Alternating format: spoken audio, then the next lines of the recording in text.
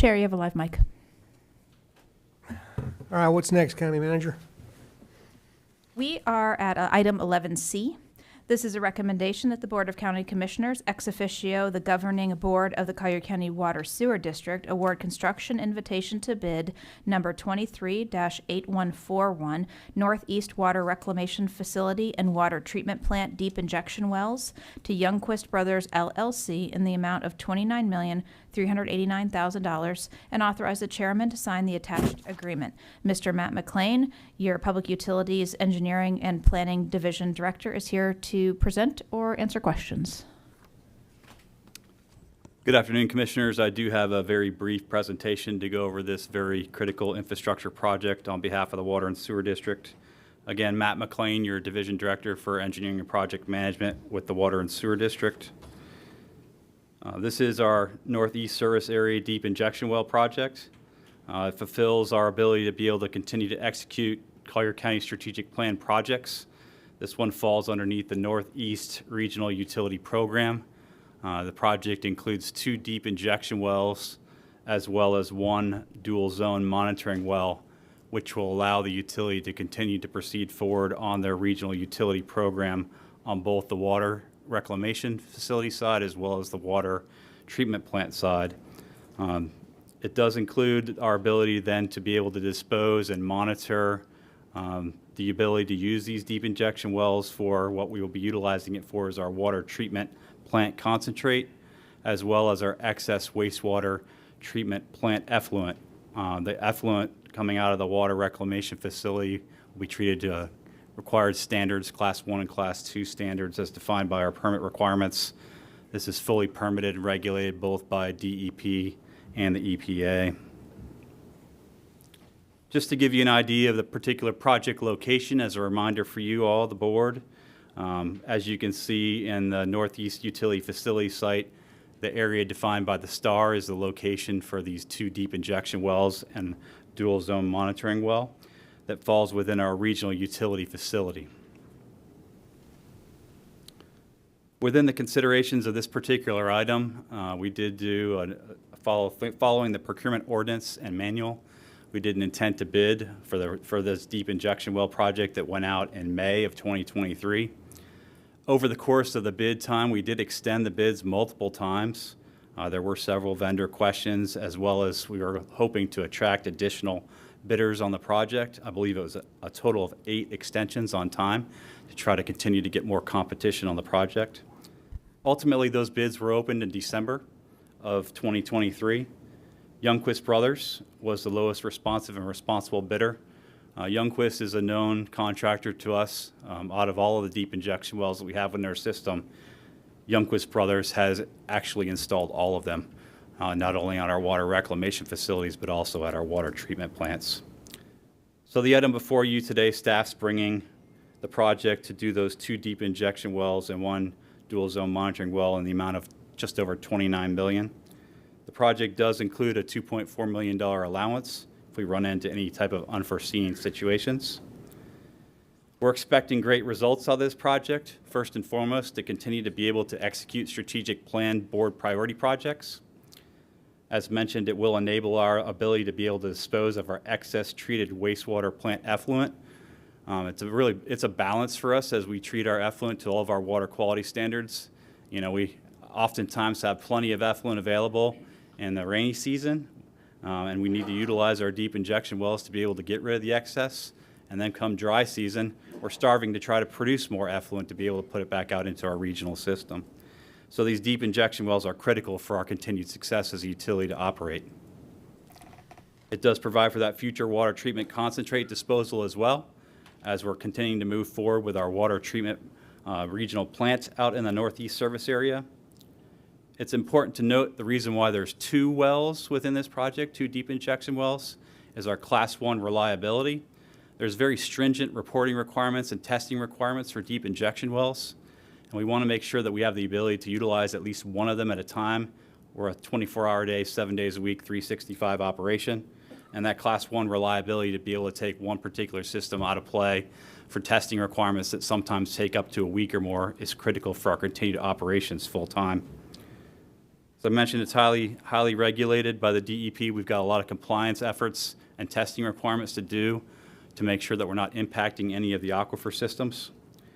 And it does position our utility for the continued planned growth within the Northeast area. Again, a very critical component project that we're excited to bring before you today.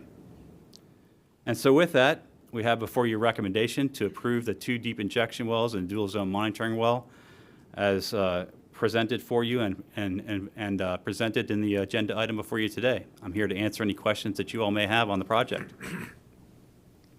Mr. McLean, just for the sake of the public, we're looking at spending $30 million. Just explain to the public what we're doing. Absolutely, thank you. And what a fluent is, and just so that people can understand exactly what we're looking at. Absolutely. A deep injection well is an engineered system that safely disposes of fluids, including reuse water that's treated to standards. We have Class 1 and Class 2 primary and secondary standards for the water treatment. These wells are very, very deep. These wells are going to be drilled down to 3,250 feet. So as you utilize wells like this within our operations, we're not just there will be no impacts to what we see with respect to our wells that we use for our water treatment. So during the course of operations, at any one given plant, there's certain times of the year where we generate a lot of effluent from our wastewater, where we're processing that wastewater. And ultimately, that processed wastewater gets put into a reused irrigation quality commodity for us. We would like to be able to put all that back out on the land, but unfortunately, certain times of the year, people aren't watering when it's raining. So we need to have the ability to be able to utilize these deep injection wells during those time frames. Great, thank you. Commissioner McDaniel. Yes. Do we ever, or is there ever an opportunity to allow other utilities to use a well that we drill? The short answer to that is not really. We all have our specific utility boundaries that we operate on. However, there are interconnections that we do have between utility companies. So, for example, we do have interconnectivity with Bonita Springs Utilities, the City of Naples, whereby sometimes we're trading flows back and forth in the case of demands or emergency type situations. But then those operations, when they go into their respective service areas, those respective service area users utilize their equipment. All right. Well, the leading question was there's, the Immokalee Water Sewer District has been dealing with issues for quite some time with regard to the disposition of their effluents, and I was just wondering if there was a capacity to rent our facilities to them. I would say that I would say that that's a very interesting concept. Well, there you go. You look at it like a bulk user type of utilization. I did mention that we do have interconnectivity between other utilities. However, that's something that we haven't really flushed out other than bulk type utilization. And again, then within bulk user rates and how you operate on how much flow goes one way or the other, the respective utility that has the control of processing that particular water or wastewater will be the one in charge of their deep injection wells. Sure, I understand that. I just maybe that's something we can have a discussion of offline just to explore it. We would look forward to the conversation. There is an issue there, and it may be something to if it's allowed, because you've already stated it, it's a heavily regulated circumstance. But if it's allowed, it's something that may be able to help some of these smaller utilities that are on our perimeter that we're not necessarily interconnected with. So with that, I'll make a motion for approval. Commissioner Kowal. Thank you, Chairman. How you doing today? You made the comment that Youngquist Brothers, they did all our other facilities, the deep injection. They have wells drilled all the deep injection wells at our current regional water reclamation and water treatment plants, yes. for the county. Did they do the one out at the dump, the waste, Yeah, they also drilled the deep injection well that's out there for the leachate out at the landfill. the landfill? Yes, sir. Yeah. Now, did they? The dump. I'm sorry, couldn't think of landfill. Now, on those other projects, were there other contractors that bid on those projects? We have had in the past other bidders, but this is a real specialty type of operation where you're drilling down over 3,000 feet. We were hopeful that we would see 2 bidders. However, unfortunately, we only received the 1 bid. In past projects, we have seen 1 or 2 bidders over the course of the last several decades. Youngquist is within the state of Florida. They do the majority, if not almost all, of the deep injection well construction. They're currently working on multiple deep injection wells over on the East Coast right now, and they've done a lot of work as well in the Southwest Florida area beyond what's been done for the Water and Sewer District. So in a way, you're almost saying they're a sole provider at this point, or this particular type or design of well that we're looking at. I would say that they are an expert in the industry. We followed the procurement process, and they ultimately were the low bidder that was responsive and responsible. But they're the only bidder on this one. They were. Thank you. I'll second the motion. All in favor of approving this 29 million plus for the injection well, say aye. Aye. All opposed? Thank you, Matt. Commissioners, that brings us to item 11D. This is a recommendation to approve change order number 15 in the amount of $4,820,600 under agreement number 18-7474 pertaining to the design build of Northeast Service Area Interim Wastewater Treatment Plant, storage tanks, and associated pipelines with Mitchell and Stark Construction Company, Inc. Add 550 days to the contract, waive liquidated damages of $1,790,000, and have the chair sign the attached change order. Mr. Matt McLean, again, your Director of Public Utilities, Engineering, and Planning, is here to present. Again, thank you. This is another item critical to the continued infrastructure investment within the Northeast area. We've been actively working under this contract for multiple years on building the interim wastewater treatment plant, storage tanks, and associated pipelines to the known villages and towns as the rural land stewardship area continues to develop out. This item before you today is a change order relative to add some additional piping to that particular project, correct up some administrative contract timeframe changes, that's the liquidated damages portion of the project, as well as add 550 days. Again, I want to just thank the board for the opportunity to be here to continue to execute strategic plan priority projects within the Northeast Utility Program. That is one that's been identified. It also falls within the infrastructure and asset management pillar on our strategic plan.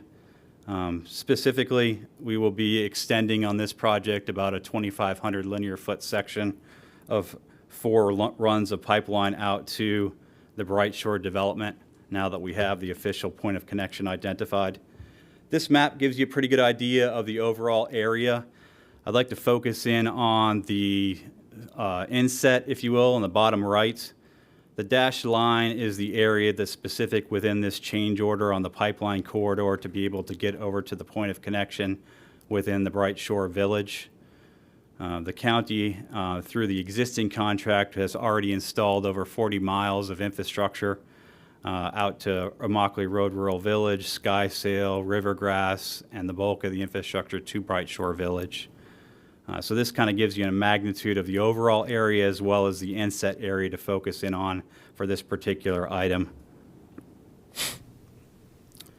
At that point of connection within Bright Shore, down in the bottom right there, the county was able, through that SRA development in conjunction with transportation and public utilities, to negotiate the ability to purchase a piece of property a little over 9 acres for joint use, to be able to utilize it for public utilities use, for tanks, pump station, staging area, as well as a future stormwater pond for the ultimate potential expansion of Immokalee Road.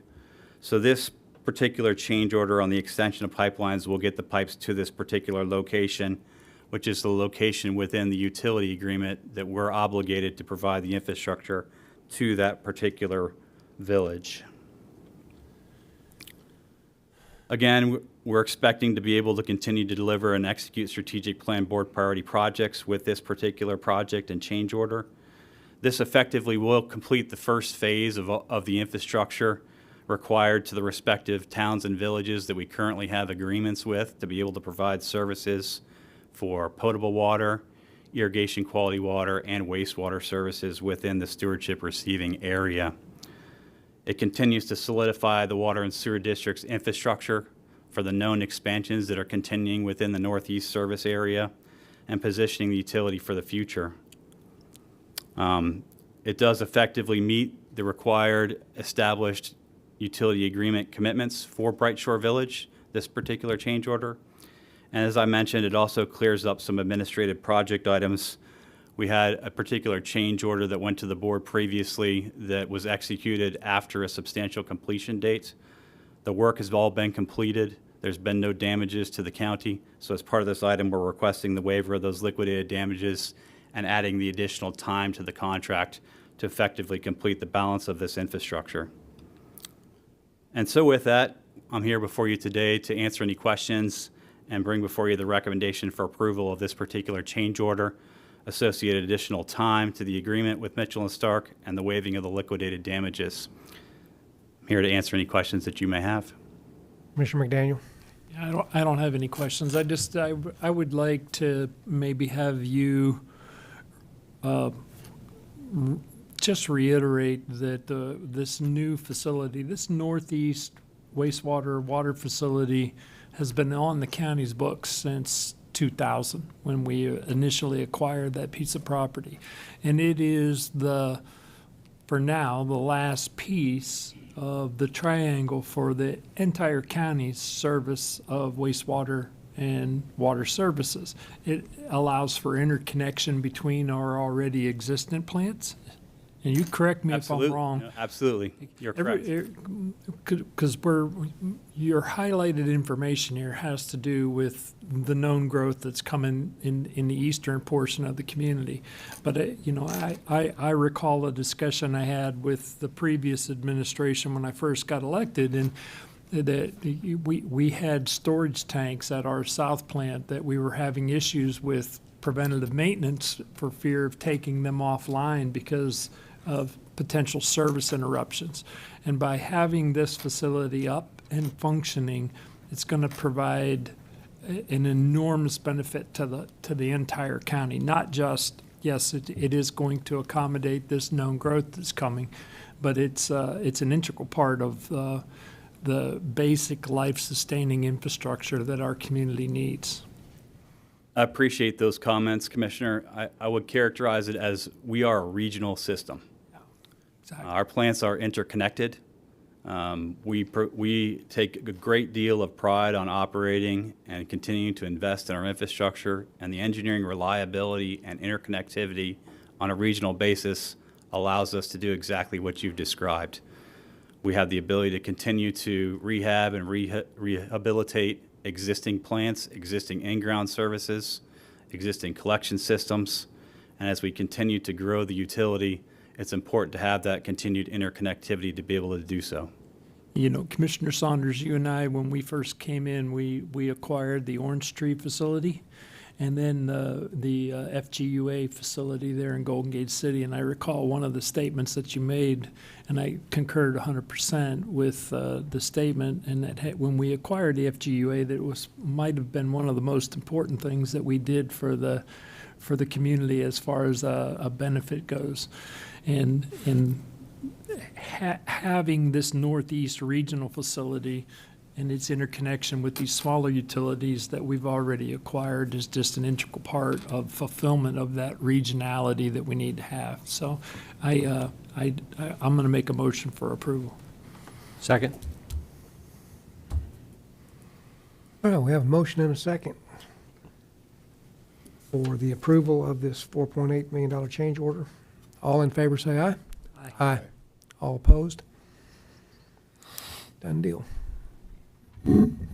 Commissioners, that brings us to item 11E, formerly 16F4. This is a recommendation to approve and authorize the chairman to execute a one-year renewal of agreement number 22-7979, Tourism International Representation, UK and Ireland Market with OMMAC Limited for flat annual fixed price of $120,000 and reimbursable expenses for travel registrations and miscellaneous for up to $80,000, totaling $200,000 annually, and making a finding that this action promotes tourism. This was brought to the regular agenda at Commissioner McDaniel's request. And I believe before we get started on this item, we just wanted to introduce our new tourism director, Mr. Tusa. He may take a couple of minutes and say hello and tell the board a little bit about himself. Thank you, Amy. I appreciate the introduction. I'm Jay Tusa. I'm the new tourism director for Collier County. I'm very excited about that role. Looking forward to working with the commissioners and meeting with you one-on-one over the next couple of weeks. Would love to kind of have conversations with you on your thoughts on the tourism industry in Collier County. I've had some great conversations with Amy and Dan already through the interview process, and certainly those will be ongoing. Little history about me. I have 25 years of experience in the travel industry. Most recently served as the Assistant Airport Director for the Pensacola International Airport for Strategy and Development.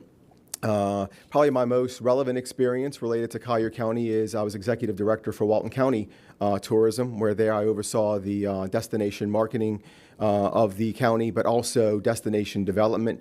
Did a lot of destination development initiatives with parking and beach park facilities. Lots of growth there in those areas. And then also some other experience back in Louisiana before I relocated to Florida 8 years ago. Louisiana Office of Tourism, New Orleans Convention and Visitors Bureau. So lots of experience with destination marketing, but really looking forward to my opportunity. And I just wanted to say hello and thank you for the opportunity and looking forward to working with you. And if anyone has any questions for me, I'd be happy to answer anything I might be able to. I'd just say welcome aboard. Look forward to getting to know you and talking with you. Thank you, Jay. Great, thank you. Good afternoon. I'm John Melicky. I was the co-interim director for tourism and also the arts and culture manager for tourism. I'm here to answer any questions you have on the OMAC contract. So I have a presentation, or if you would like to ask questions, I'm happy to do either one, whichever you prefer. Commissioner McDaniel, do you mind sharing with us your thoughts why you brought this forward?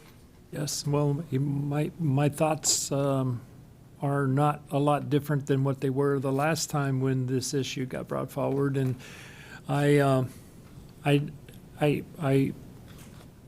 just don't want us to just go along doing what we've always done because we've always done it. This is a lot of money engaging specifically with companies or people to attract tourists here, and I want to know if thought has been given to a different way of doing business. It seems like it seems like from the information that I've been provided that there is decent trackability with regard to the efforts of these two agreements. But I just wanted to ask the question, and I know Commissioner LaCastro, he serves as the chair now for the TDC. I did it last year. I just wanted to ask the question if consideration could be given or has been given to doing business a different way. Well, yes, and so let me talk a little bit about it and the business and what's going on, because I think that's important to understand, especially the competitive nature of these markets. So what we're doing is, first, we're trying to build the pipeline and continue the pipeline of people coming from Ireland and UK, in this instance, and Germany, the next one, to come to Collier County. So in order to do that, you need to always have some type of presence. Various organizations that are our competitors here in Florida, there are 20 that have offices out in Europe. So part of that is how do we do that, but do it most cost effectively? And having someone there to represent us actually helps with that. But then to address what was your concern is, how do we have a measure? And talking with the organizations, it was looking at how they deal with tour operators. When people want to come to Collier County, especially from Europe, they book a tour, or they go through a tour operator, especially their first, second, or third time that they're coming. It's a lot easier to do there's insurance, so in case something happens, they're going to get reimbursed and they're not losing money. And it's a lot easier to do rather than booking everything yourself. So these tour operators are really the conduit, and the organizations there have those relationships with the tour operators. So working with the tour operators, then they also work with our partners here, the hotels, and not always the big hotels, sometimes the smaller hotels that then the tours can go into and really build that relationship. And that's where the measure comes in, is how many room nights are those tours operators booking in our destination. And once we figured that out, we then use that to measure the tax collection and then use that to create a return on investment for the costs. This is something that we've done this year. We're looking to enhance it even more as we move forward. But we thought that was a great way to measure, because we're measuring the actual taxes, the actual hotels that are booked and used, and then relating it to a return on investment. I guess my question was more along the lines of actually contracting with somebody to engage with potential tourists. My question was more along the lines of direct advertising, and potentially for less of a hard expense, because the way these agenda items read, on the surface it's 120,000, but it can be as much as an additional 80,000 in travel and entertainment and additional reimbursable expenses. So thank you. Yes, the hard cost is $120,000. It's $10,000 a month. The other fees, and in this instance, is $80,000. Really, that's their budget for the year. So that's the most that they can spend. If they want to spend money, like let's say they want to go to a trade show that's in Europe, that's already there, they need to pay the registration fees, and we reimburse them. So what happens is they provide a project sheet. That project sheet is then signed by the division director, signed, yes, this is what we're going to do, and then that money can be spent. So really that $80,000 is the max that can be spent. It's put in our budget to budget that way, but each time they want to spend any of that $80,000, it comes to us first before they spend it, because then the purchase order is set up that way so then they can be reimbursed for it. I really wasn't questioning that the process wasn't being followed. The question was a little, and maybe it's for you, our new director, to be. I wasn't really concerned about the validity of the expense. It just was an additional expense over and above the contract amount, and whether or not a different approach could be accomplished. That is something we can look at and talk with procurement about. And again, we're tracking those expenses to make sure that, one, they're not going over, and two, that it's a reasonable cost and that it's something that is going to benefit us. And again, relate then to those rooms being booked. Commissioner, if I may, Dan Rodriguez, your Deputy County Manager. Absolutely, we can look at that. In fact, with Jay coming on board with Sandra and John's help, we'll look at our marketing strategy and come up with some new avenues that you speak of, as well as some other ideas that the TDC committee have as well, and the other commissioners and our county manager, and kind of bring you a new strategy, new approach that may give you some opportunities that you can consider. Is there a fuse on this that we have to approve this today from a contractual arrangement? I missed the deadlines in this. I believe the contract expires this month, if I'm not mistaken. That's correct. John, and if you'd like, we could just renew the contract for now and let Jay get going on this, and then we can consider what we're going to spend. As far as that 80,000, hold off on that and come back to you with a strategy if you'd like. It's certainly up to, this is a board decision. It's just, and I'm the one that has brought this up. I'm not stomping my feet here. I just want to make sure that we're giving consideration to conducting business differently. That's I all. love it. Mr. LaCastro. So this was a long discussion at our TDC meeting, and I brought up similar views because this is real money. And Jay, here's the one thing. I feel like I was satisfied after our TDC meeting that we wouldn't change the way forward, and not to keep doing business the way that we do. But there was a few homework assignments from our meeting, which was better measurement. You know, stats are great and all that, Right. but here's the question I would pose to you. If we gave $200,000 to the tourism of Ireland or whatever, I'll oversimplify this, and then we measured all the people from Ireland that came here and how much taxes they paid and all the dinners they went to and, the souvenirs they bought.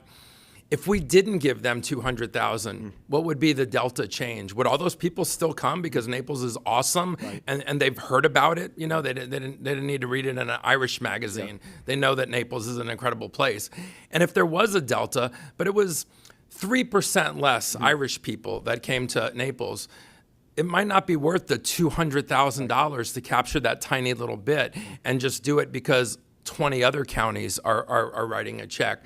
And so we want to feel good that we're not just sort of looking at the stat sheet and going, yeah, we paid this much money and people from Ireland came. I know people from Ireland that have come here and they came here all on their own. You know, they used TripAdvisor, Booking.com, Google.com, and they didn't need anything to be put in their face from the, city of, or the county of Collier. And so that's really the essence of what I think we want to make sure we're getting to, that if we change something, and we had this conversation, you'll hear or if you read the minutes from our last meeting, about the investment we make in TikTok. I saw that. It's not $1 billion, but when we were sitting there saying, wow, we looked at the stats of all the amazing things we do, and then TikTok, it just seems like we're kind of doing it to do it. And oh, by the way, TikTok right now doesn't have a great reputation. Do we, is it really doing anything? Or as Commissioner McDaniel says, oh, we just filled all the boxes. We do it because we do it, and all the other counties, do it. So I really, I was encouraged and also impressed by the discussion we had in the TDC meeting. Everybody was in agreement that we really want to watch where these dollars go, and we want a little bit more than just sort of the scorecard at the end, because the reality would be, if we took that money away, would that scorecard really change significantly? We might not be comparing apples to apples. We might be comparing sort of apples to chairs. We spend this much money, and this is how many people from Ireland come, but they might come anyway. And if the groups we're giving our money to every single year look at it as kind of automatic payment and not necessarily earning it, then maybe we want to take a look at that. Lastly, I'll just say what I did like is at the TDC meeting, there was a lot of things shown specifically about Naples in foreign publications in those areas. So we're targeting those areas. But, the onion we want to peel back is, if that little 4-page color article that showed the beautiful beaches of Naples wasn't in that, Irish or German magazine, would people still know that the prettiest beaches are in Naples or, wherever in Florida? And, are we really getting the best bang for our buck? And, that's where we look, to your expertise. I would say that to answer your question just briefly, obviously it's something that we can look into, but, you do want to remain competitive. Because if we do pull back on advertising or perhaps stop advertising, that doesn't mean that competing, sister counties in the area who are in competitive set, will stop doing that. And so you very well could lose some market share to that. But to the point you just made, are you going to lose it all? Probably not. People from Ireland are still going to come here because they hear about it another way. But, these agencies provide a service in that they know, their market that they're representing us in very well. Much more so than what we do, or perhaps our agency, here in the States. And so there's definitely a benefit, to those agencies in knowing their markets. So I would say from that standpoint that is definitely a plus. But as far as the metric and how we examine of what's being brought out versus what's going out and what that ROI is, that's really important, obviously, and that's something that we can take a look at. I think what we concluded is the part of the business that we don't want to keep doing the way we've always done is the measurement. That maybe brainstorm a few more homework assignments for the people we're paying this money to, and not just have them sort of spit out a spreadsheet. And it's more than that. Actually, what was in front of us was pretty impressive. Yeah. But then you sit here and look at it and go, wow, if we took out the money, how would these numbers change? And also, is there a deeper dive that we could get so that we feel the investment is worth it beyond a shadow of a doubt, and not that we're just sort of guessing. We realize there's competing markets out there, but as we always say here, there's only one Naples. Yeah. So if you don't put a 4-page article in Irish magazine about Naples, I don't think the folks are going to go to Whippinger Falls, Idaho instead. I think they're still going to find Naples. Yeah. that we want to make sure that the TDC is really on top of it. Lastly, I'll just add, and it's and I wanted to say this when you were speaking, I'm the new chair representative on the TDC. Commissioner McDaniel was it last year. We decided to switch it every year. Commissioner Hall will do it next year after he's done being chairman here. In the short time I've been sitting in the seat, so impressed with the man behind you, the other people on his staff that that he's representing, and even my fellow colleagues that sit on the panel. So I think I don't say I think I know that you're going to be equally impressed that the team you're joining, and even before that we found you, you found us. The conversation was, we're not just sitting here on our hands waiting for a director to walk in and show us what to do. You're joining a group that has really been paddling in a very strong direction, and but we have a role too to make sure that Right. those dollars are accounted for properly and proven to be worthy of the expense. Yeah. So Okay. So before I go to Commissioner McDaniel, I wish I had the benefit of sitting in the committee and hearing the dialogue but I don't. So just looking at this, I love the fact that Commissioner McDaniel brought this up for discussion, because just to do it because we've always done it sticks in my craw a little bit, especially when I look at 120. I look at 10 grand a month. What's the tourism tax? Is it 4%? It's a bunch. It's a bunch. It's Oh, 5. 5? So we have to book $200,000 worth of rooms every month to collect the 10 grand worth of expenditure. And so I just look at it from a business perspective. Instead of paying the upfront expense and trying to justify the money with maybe fuzzy numbers or fuzzy math or assumed benefits, why can't we pay them commission? Just pay them based on what they actually do and set that commission rate based on not to exceed 10 grand a month. It's one way to look at it. Or I'm also willing to roll the dice and just say, for this year, let's not renew and take a look and see what we get from Ireland and Germany. I mean, at the rates that I saw that we come back, we're not going to lose a whole lot, but we have a whole lot more to gain. Those are just some thoughts that I wanted to put out there. So, again, I wish I had the conversation. I wish I had the benefit of hearing the conversation, but I don't. But those are my thoughts. Commissioner McDaniel. If I'm not mistaken, the TDC is recorded and televised if you have the time, so you can do that. I'm gonna make a suggestion that we continue these items to our second meeting in March, and then and let our new director have a review. I think we're hitting on of how we're doing what we're doing. If we can do that, can we do that to? The second meeting in This is April? our second meeting in March, yes. Are these contracts coming up at the end of March? Yes, at the end of March. Oh, okay. So we really can't continue. If I could provide a comment, both these contracts you're at your renewal term, but they both also provide termination for convenience provisions that allows the county to terminate for convenience, and the vendor is only paid through the work done through the date of termination. So I'm looking at the contract right now. It says there's a flat annual fixed price paid monthly in equal installments, $120,000 lump sum, but it's paid $10,000 monthly. So you could, if the board wished to, approve the item, undergo what type of study you wish to undergo to see whether it's a practical method of going forward. And if at some point you wish to terminate for convenience, you could still do that. And under the agreement, they would be entitled to be reimbursed for the work they did up to the date of termination.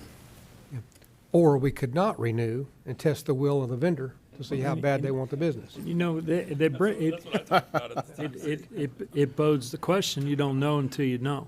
If we renew the agreement, we renew the agreement and we have the expenditure except for, because I'm not talking about, I don't want to say this, we're not going to stop advertising. My thought was, what if we spent 60,000 in those markets in direct focused advertising and compare that to the generation that's coming from these agreements. And so that's the exploration that I'm necessarily thinking about. I actually even had a comment with a friend yesterday along those same lines. Why don't we move these agreements to be more specific on a commission basis, generation of actual tourists? So, and it may not be possible at this stage to get to those thought processes. Commissioner DeCastro. Thank you, Chairman.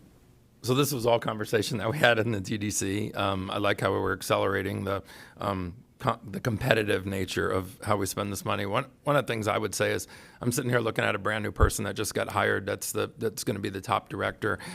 Hearing Scott say legally, renew the document, and at our meeting, that was brought up that it's a contract, but we can get out of it at any time. And I think even at the discussion, I mean, correct me if I'm wrong, in the past, some of these contracts were more than a year. And one of the things we talked about was, okay, let's not give them a 5-year contract. And even though we can get out, the impression was, hey, this is a promise kind of thing, but hey, legally promises can be broken. But that was one of the changes that we made, is that not these multi-year contracts.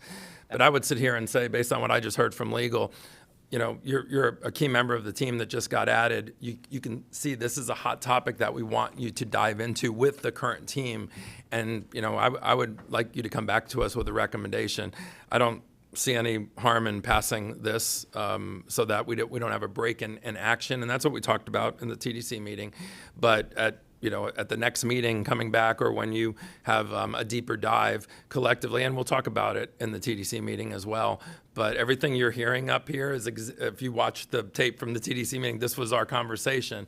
And we elected for this to go forward to the commissioners, but it's almost like the same conversation, is this really worth the money? So, I would make a motion to approve this, but with a little asterisk, and say, you as the new director, put this high on your list, because we're sitting here approving something that I won't say we have reservations about, but a lot of questions as to its value. And that, I think everybody here is in agreement. We've had this conversation before, so, but sounds like you've got a comment. Just a quick comment. Be happy to go back and look at this. I mean, I'm day 2 on the job, but certainly have some familiarity, obviously, with international markets. I'd be happy to, talk to the team, and then if you indulge me, let me talk to the TDC council at their next council meeting, and then you can have their input as well as the team's input, and then that can help you make a better informed decision after that TDC meeting, if that timing works for the board. Go ahead, Commissioner McDaniel. I'm okay with, with approving the agreements as they are. I think Mr. Rodriguez's comment with regard to the base contract being agreed upon, no additional expenses until we've done an investigation. I'm going to give you till day 4, not day 2, to be coming up with these answers. So. But I'm okay with going forward, and as our county attorney has said, if we find a better mousetrap, we have an opportunity to make some adjustments as we go. So I'm okay with doing that. I want it to be said, I don't want to have an expiring contract coming to this board 3 days, 4 days, 5 days before it goes out.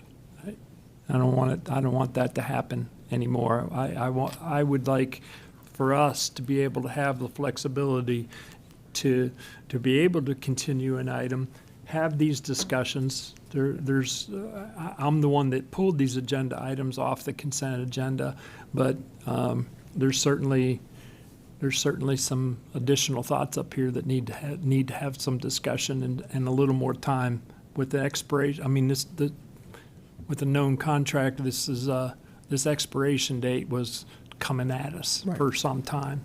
So with that, I'll second the motion for approval. 1 second, Commissioner Coleman. I get the rationale, but there's just something in me. We're not talking about a big deal here, but we are talking about, they've been doing this 10 years.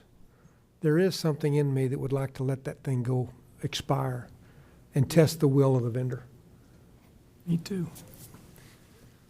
And that way we can, we can come up, and it's the perfect time to have the conversation. If we do with the vendor, we can blame it on Resource X. We can blame it on the county. We're looking at really cutting our budget, cutting the ways, cutting the redundancies, cutting our process, looking at our processes, and you've fallen in that category. So if you can just bear with us, we'll be back with you. That's an easy conversation to have with the vendor. The assumption is, oh, they'll go away and we'll lose all this business, and I don't think so. This is gravy train for them. 10 years of 10 grand a month every month. They're going to swallow hard if they were here to hear that conversation. So, Commissioner Cowell. Thank you, Chairman.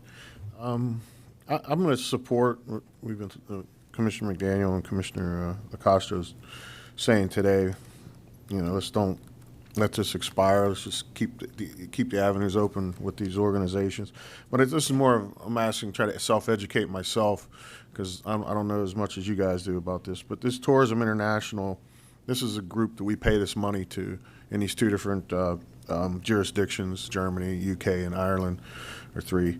What's to say that we don't advertise ourselves directly to these tour organizations and say, hey, Collier County has a little bite of the apple here, because it seems like we're going through a middleman to get the tours to bring the people here. That they know, say, hey, Collier County has so much money set aside. Let's just get a piece of this, a bite of this apple directly, if we can show we're bringing people to Collier County, and not so much relying on Tourism International to represent us in this market.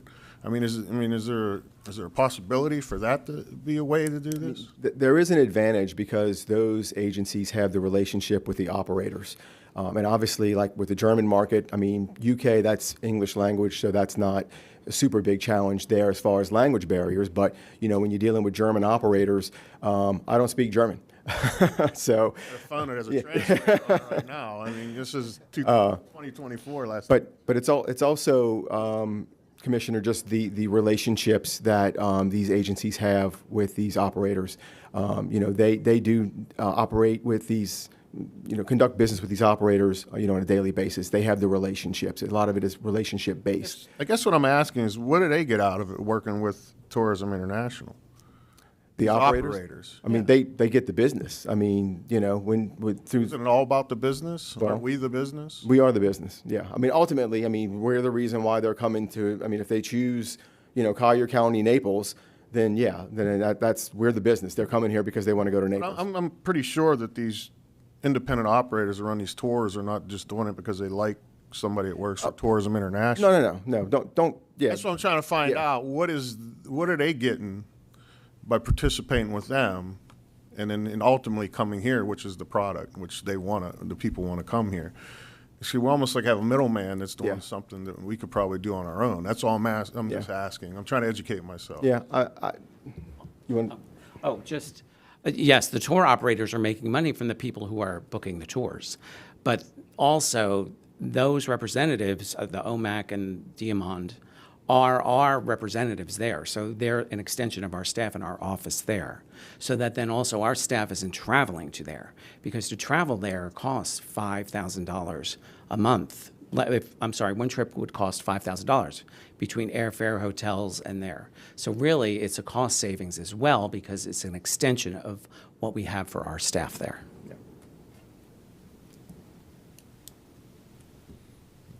I guess what I'm trying to say is it, in this day and age, do we need a human being there actually advertising Collier County? You can place advertising there, but for instance, OMAC worked with British Airways to move our ad from the bottom of the page up to be the second block. And that's what they do. They help get us better exposure, working with those tour operators to then bring people here. Also then, let's say a tour operator is looking for a hotel. They will do the connection with the hotels here, so that then that tour operator is booking into the hotels here and providing the rooms for their tour and the people visiting here. Like I said, this is purely educational questions it's- for myself. see if there's another way to attack this, you know, in a way that we're not emboldened just to one organization getting $10,000 a month. And also, the tour operators will sell packages. So as the people come, they're coming not just to Naples. They'll come in either through Orlando, Tampa, Miami, and then kind of do a circuit around Florida. Because think about if you travel to Europe and you go on a tour, that's what these tour operators are doing. They're building those tours. So working with that tour operator to then have them stop in Naples versus a Sarasota versus a Lee County versus a Miami where you can go to the Everglades in Miami. We want them to go to the Everglades here. Thank you. Just real quick, and it is a little bit more than just hotel rooms. It's also packages, and so they may come in and have an excursion where they go out into the Gulf to go, fishing, or dolphin tour, manatee tour, something like that, or they come in to go shopping. Obviously, shopping's a big thing with international visitation, golf. So there's more than just hotels in that dynamic. You make a motion? He made the motion, but I just want to clarify that we're going to go ahead and approve 11E and F, if that's okay with the board. That's, yes. My second was for 11E and F. I'm not sure that the motion maker was okay with that. Yeah, no, absolutely. But I would say what you're hearing here, and I don't want to say like, if this passes, there's an asterisk on it, but it is. I don't think we want to see a break in it, in the action here without having, giving you a chance to get your feet wet a little bit. But this is something that's actually been talked about here for a bit. And so, hearing our legal experts say we have an out, I don't think it hurts anything to not have a break in this action and give you a chance to dive in here and tell us, your thoughts. But, we need it sooner than later. I appreciate that, It's Commissioner. real money. All right. Got a motion to approve of 11E and 11F at the same time, and a second. All in favor, say aye. Aye. All opposed? Good job. Thank you, Commissioners.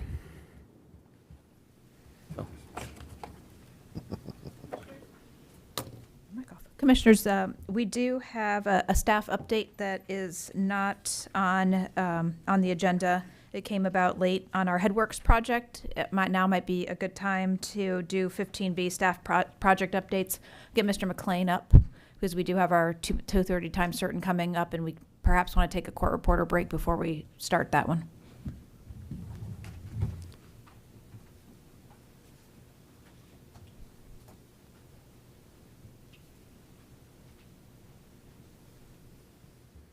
Again, Matt McLean, your Division Director for Engineering and Project Management with the Water and Sewer District. Appreciate the opportunity just to give a little quick update to the board relevant to one of our major infrastructure projects, our North County Water Reclamation Facility, pretreatment facility. We've come before the board, we're making it a point to come every 6 months or so, or every quarter as necessary by the board, just to give an update of what's been going on. We've actively been under construction now since late August. Happy to just give you the highlight report that we are still working within the confines of the project schedule and the project budget. We have had a few unforeseen circumstances come up on the job to date relative to some boulders, underground infrastructure that we weren't expecting, where we were drilling some of our stone pile installation. We've passed that milestone. We're converting that on over into a change order as we speak. We also had one minor work directive relative to an existing pipeline that when we dug it up was not the same size or type, so we had to do some minor adjustments on some fittings and stuff on that. Again, this is a project that the board has supported us. It's a major infrastructure projects that will be leading us into the future for the continued utility. I want to share a couple quick pictures with you so you can see what's going on. And then at the end, more than happy to schedule any type of on-site tour with Dr. George and myself and others as necessary to really get you some boots on the ground. But we've been actively working very diligently on this project over the course of the last several months. Enclosed are some pictures of the stone pile installation. We have over 200 stone piles that were installed, providing the foundational needs to support us as we continue to start to build the building up. On the far right, you can see the vibratory equipment that actually shakes down the ground 30 to 40 feet, and then it gets backfilled back up with stone as we continue to build up the stone columns. where we ran into some big boulders. They had to bring in additional equipment to actually drill through those areas. You see a few pictures of that on the left. But we've been successful now in completing that section of work, which has led into the installation of the underground pipelines that are effectively underneath the building. I mean, this pre-treatment facility is the heartbeat in the beginning of the plant. It is the first pre-treatment process. We have several pipes that come in, bringing raw wastewater in, and from this facility, we'll have a multitude of different pipes that are going to all different process equipment stages within our water reclamation facility up at the North County site. So here you can see several of those pipes as they've been installed. Those pipes themselves, we got a few good aerial shots of those same pipes, are all encased in concrete. So you're seeing some of the encasement of concrete where these pipelines are underneath the building. We need to make sure that they're extremely stable and solid. So the engineered plans included the encasement of those pipes that are underneath the building footprint, if you will. Here's a couple other shots of that where you can see where the rebar and forms have been installed around those pipelines that have been installed under the building in preparation for the concrete encasement. And the pouring of the concrete around several of those pipes. And then here's a good shot as you're looking east towards the regional park that kind of gives you an idea of the magnitude of the footprint of the future building. All these pipes are getting stubbed up now. We've currently almost completed now with all of our duct bank work in preparation to get done by the end of this month so that we can turn it over to the concrete folks to do the foundations and start to do our structural fills and foundation pours for the slabs. That's when it's going to start to get exciting for us because you're going to get to see a lot of work going on here and some significant concrete pours. And with that, I'm here to answer any questions.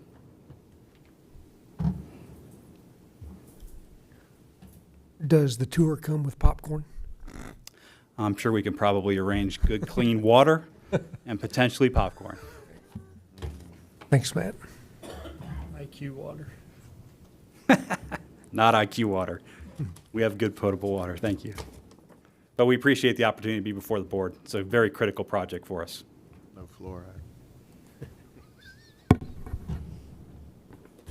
Commissioners, our final items are public comment not on that wasn't heard earlier, which I don't know if we have anybody. We can check again after our 2:30 time certain. And then we have commission and staff communications, which I assume you'd like to hold to the end. So at this point, we just have about 18 minutes till our time certain. If we'd like to have a court reporter break, and we can start fresh at 2:30. Let's do that. We'll come right back at 2:30. All right.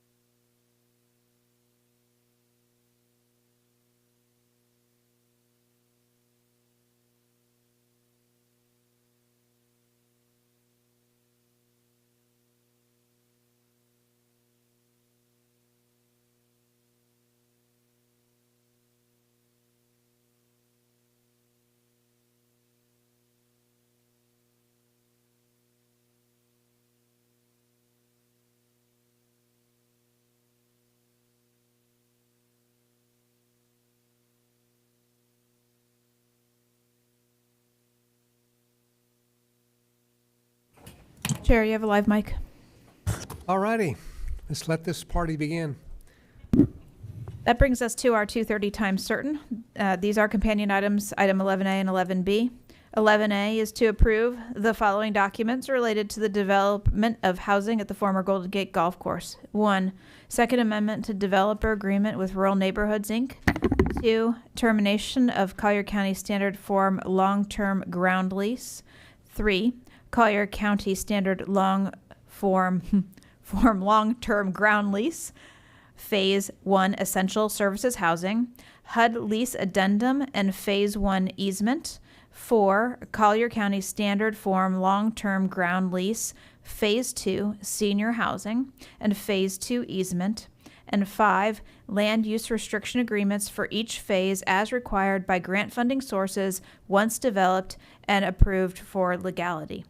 The companion item 11B is to consider approval of income sharing agreement for Phase 1 Renaissance Hall at Old Course at the former Golden Gate Golf Course, allocating shared income as follows: 50% to Renaissance Hall at Old Course LLC, 25% to Collier Community Foundation, Inc., and 25% to Collier County, the parties to the agreement. Mr. Ed Finn, your Deputy County Manager, will begin the presentation on these two items. We will be starting with item 11A. Thank you, ma'am. Appreciate that. Mr. Chairman, if I may, last time we met on this project was February 27th, and on February 27th, the board was kind enough to grant a funding extension for the project to today. I'm going to not necessarily recite everything Ms. Patterson just said, but we do have a number of documents for approval today. The companion item is item number 6. These documents, generally speaking, kind of reverse out the current lease on the entire parcel and substitute instead 2 separate leases. The 2 separate leases coincide with Phase 1, which is the essential personnel or essential workforce housing. The second phase, Phase 2, is for senior housing. Just a little timeline here. December 2019, we advertised the ITN for this project. June 2020, the board selected Rural Neighborhoods and directed staff to negotiate a developer agreement. That developer agreement was approved in November of 2020. One of the contingent factors in that developer agreement was the completion of the zoning on the golf course to allow for housing. That PUD was approved on April 26th, 2022. On April 25, 2023, the board approved the first amendment to the developer agreement. That initial long-term ground lease, which was a single lease for both phases of the project, and $1.5 million in SHIP funding. On October 24, 2023, the board approved the comprehensive funding allocations to support the Rural Neighborhoods, Inc. project. And as I mentioned before, on February 27th, the board extended the financing deadline to today. Since then, on February 29th, Prudential Real Estate, the underwriter for the loan, approved a loan amount of $56,000 for the project and submitted a firm application for multifamily housing project to the U.S. HUD. The developer has also obtained executed agreements under the U.S. HUD Community Project Grant, $2 million, Florida SHIP, $1.5 million, Collier Community Foundation and Moorings Park Foundation support of $10 million. Additional, Collier's International has issued a notice of intent to loan up to $10 million as a secondary mortgage on the project. The BCC has approved awards of state and local fiscal recovery funds, and the developer awaits preparation of the grant agreements for those. The developer also awaits U.S. HUD approval on the first mortgage loan guarantee, which it expects to obtain by or before May 30, 2024. The documents proposed for approval request to extend the funding commitment deadline from today to May 30, 2024 to accommodate those timelines. And if I may, a little bit on permitting. Submissions to FDEP and South Florida Water Management, local building department have been made and are in progress. DEP has accepted the soil management plan that mitigates environmental concerns on the residential track. SwiftMud is currently reviewing the environmental resource permit. The application for a floodplain modification has been submitted to FEMA for review, and the site development plan, after a couple of submissions, I understand now has been approved. So having said that, I'm just going to take a moment to go over the first developer agreement. That modified some of the terms. Principally, it provided adjustments to Exhibit B, which are the units. It firmed up the number of units to 252 essential service provider units, which is Phase 1, and 120 senior units, which is Phase 2. It adds lower income units, which are 50% of AMI, 50% of rent level, eliminates units at the high end. That was a necessity for the SHIP financing, as I understand it.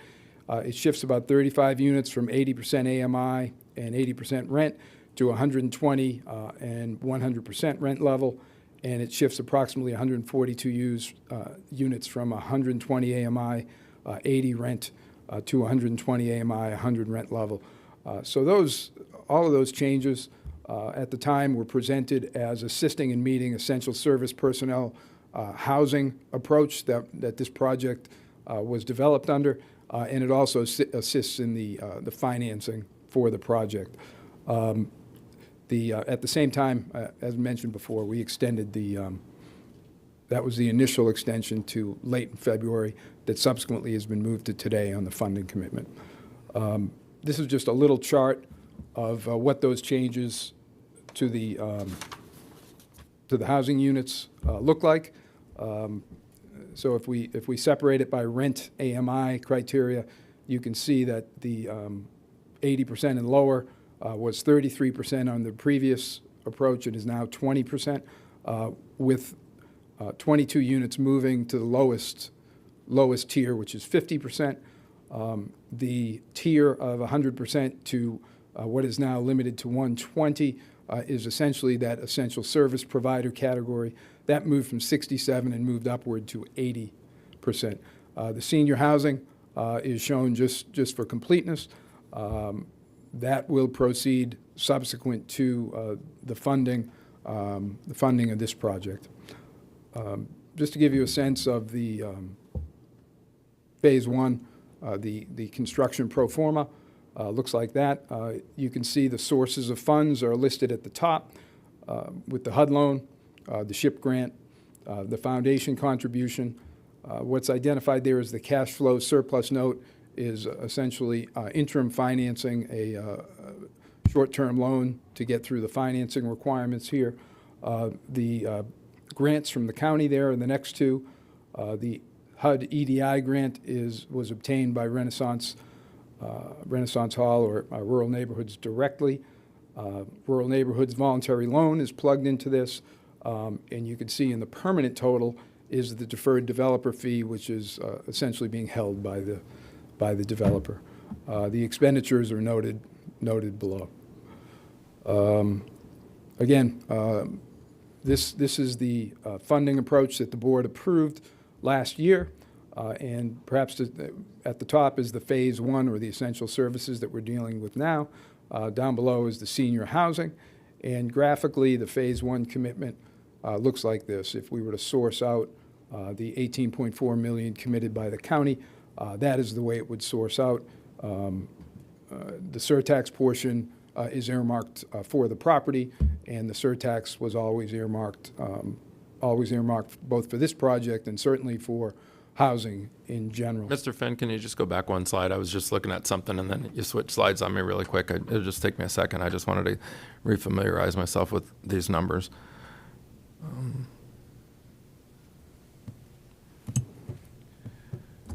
Okay, thank you. So the key lease and developer agreement terms embodied in those numerous documents you saw. This is a 99-year lease term. 99-year lease term, 21.7 acres in total. Breakdown for Phase 1 and Phase 2 is the second bullet. The nominal rent is $10 a year. As I noted before, embodied in these documents is a funding, extending the funding commitment to May 30. The county may terminate the lease if rural neighborhoods cannot secure a funding commitment for Phase 1.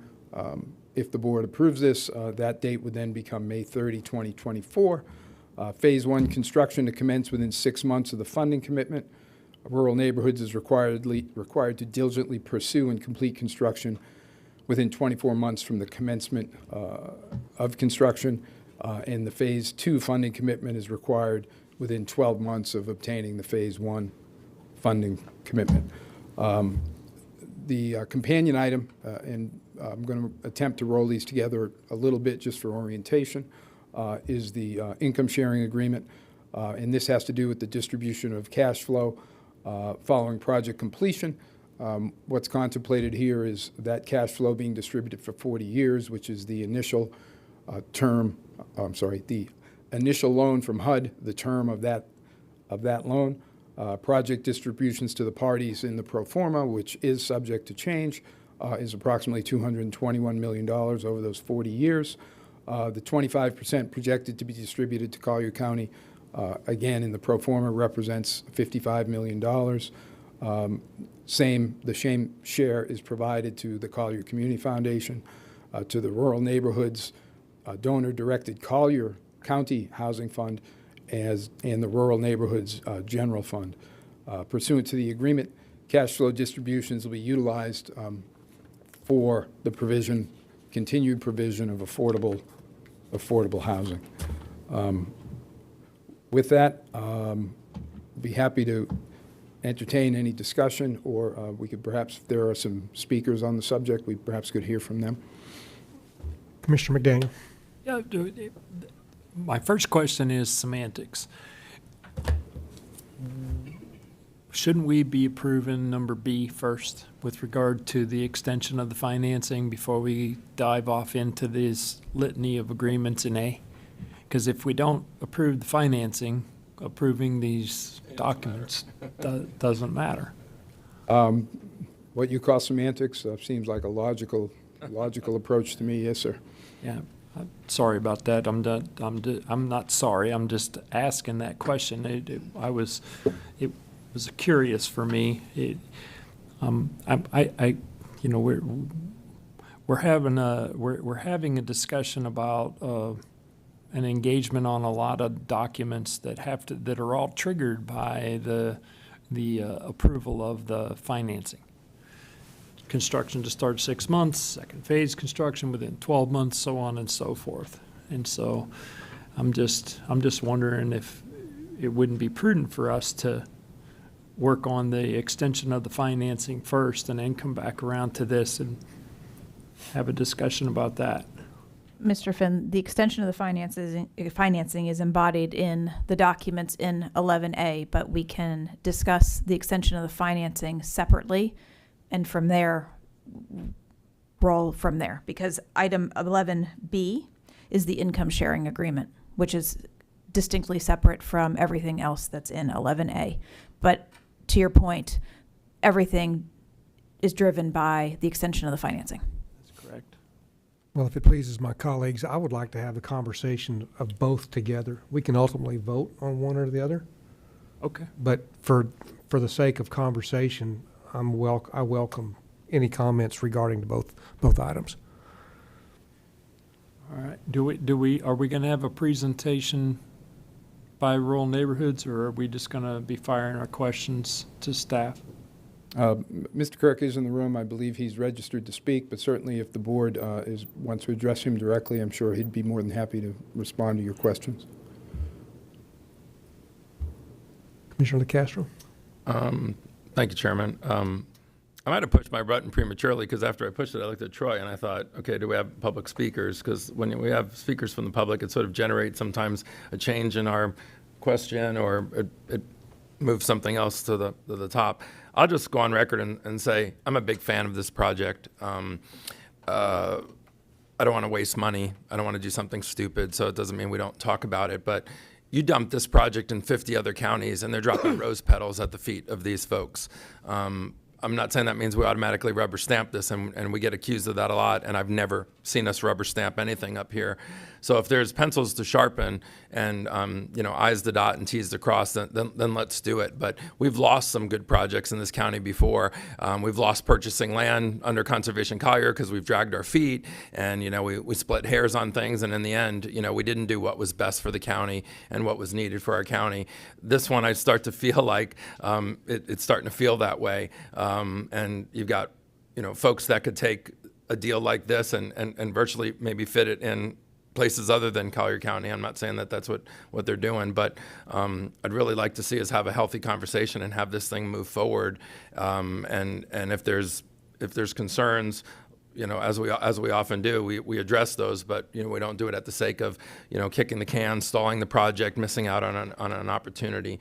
So maybe that's premature because I do want to hear public comment. I want to hear if they do have a presentation that maybe we haven't heard before. I think all of us have spent a ton of time with the folks in the audience here, with you, Mr. Finn. So I don't think there's a lot of ambiguity in this project. At least there isn't for me.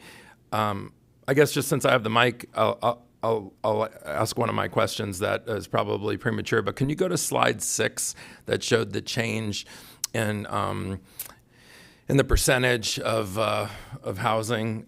So those are substantial changes. I mean, we like to see that seeing that 80% of the essential services housing is in the 140%. You want that number to be lower, not higher. But I'm sure there's a reason for it. I did ask that question and got an answer in my office, but for the sake of going on the public record, why that change? It's not ginormous, but it's noticeable, and it's not in the direction we normally like to see. So what's the short answer as far as, was that part of sharpening pencils and crunching numbers and some of the things that we're going to talk about today required the team to make those number changes in a direction we normally like to see go in an opposite direction? We like to see more units that are in that 50, 60, 80% AMI, not less units. What can you tell us, Mr. Finn? Two things. When it comes to the mix of units here, I'm ultimately going to defer to the experts, Mr. Giblin or Mr. Kirk. The 140% range was simply outside of the parameters that we were shooting for ultimately with this. So instead, we were shooting for more realistic numbers for essential service providers. So those new numbers are, if I'm reading this right, they're at 0 for the 140%, right? So yes, that's right. So I'm sort of asking things I already know the answer to, but this slide is really key, especially to make sure we all understand it. The final numbers in that last column can be concerning, but then if you sort of peel it back a little bit, you start to understand how the math is being, maneuvered here. I'm not saying I still love it, but I know that there's a reason for it. But seeing 0 in the 140% and the bulk being in the 120 to in the 120%, I get. But and I'm sorry I interrupted you because you were basically explaining that. But go ahead if you'd finish your thought, or if you need to defer to Mr. Kirk.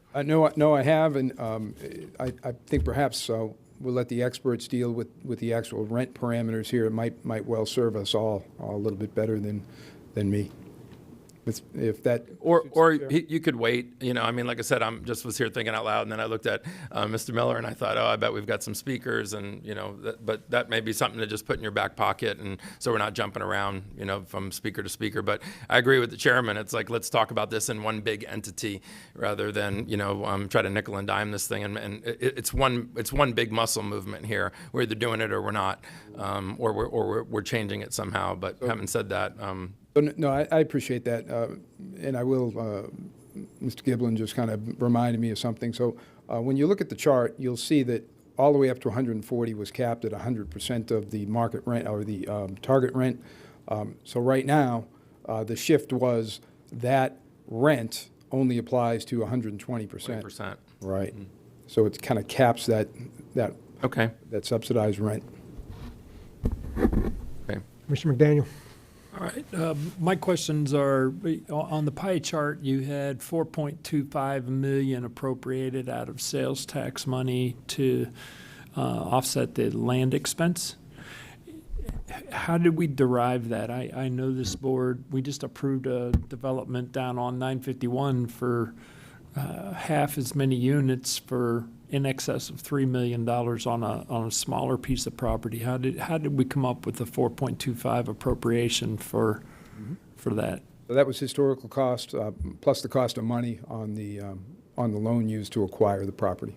Okay. Do we have flexibility in our management of the return for the sales tax money or the utilization of the sales tax? It just seems to not be as equitable. It doesn't seem to be equitable to me for the value of this piece of property.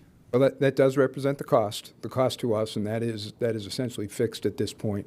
Okay. I don't know that it's necessarily going to answer your question, but we did meet with the surtax committee last week. We had a robust discussion over this, and ultimately they did approve the use of this money in this amount. All right, I have a few other questions. If I can just go ahead, I'll fire them away. There's some discussion in the litany of agreements with regard to the developer's rights of subordination, and I clarified it with the county attorney yesterday, but just for the record, if Scott, maybe you can just reiterate what you said with regard to the language in the agreement with regard to the subordination.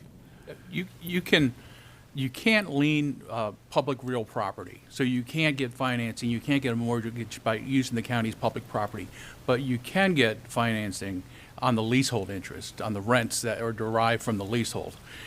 So to the extent, when you read through the agreement, there are references to opportunities to get mortgages or financing through using the leasehold interest. That is lawfully acceptable, but they cannot lien against our public property, our real property.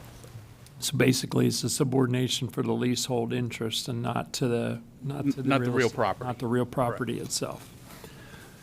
The other question that I had to do with in the event of a natural disaster and the destruction of the facility, it seemed that the developer had the choice to, and this may be a question for you, Steve.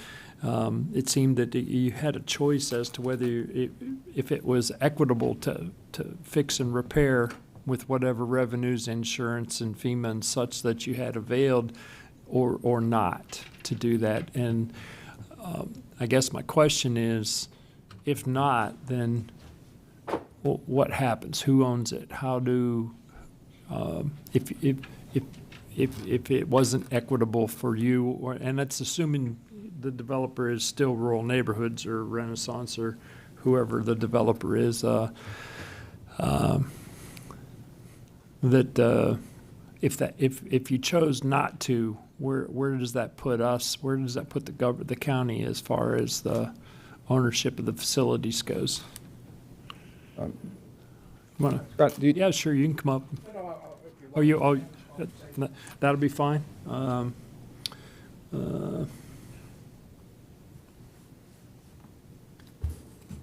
And you know,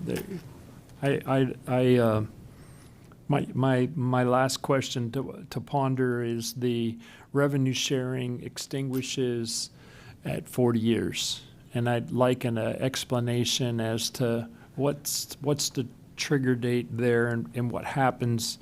Again, we're out 40 years from now on a pro forma that we're hoping comes to fruition during that 40-year period, but what happens, because this is a 99-year lease, and these units are going to be held in some form of affordable status for that term. So I wanted to know the rationale about the extinguishment of the revenue sharing at the end of 40 years. That's all I got for now, sir. Very good. And I think those two questions are, the first one may well be Scott and Steve, but certainly the second one is for Steve. Should we allow Mr. Kirk to? Mr. Colwell? You good? I guess what I would add to the question regarding the insurance proceeds, regarding if there's a natural disaster or whatnot, the county, we can't insure a private entity. Lawfully, we can't do that. So we require them to hold insurance on the property.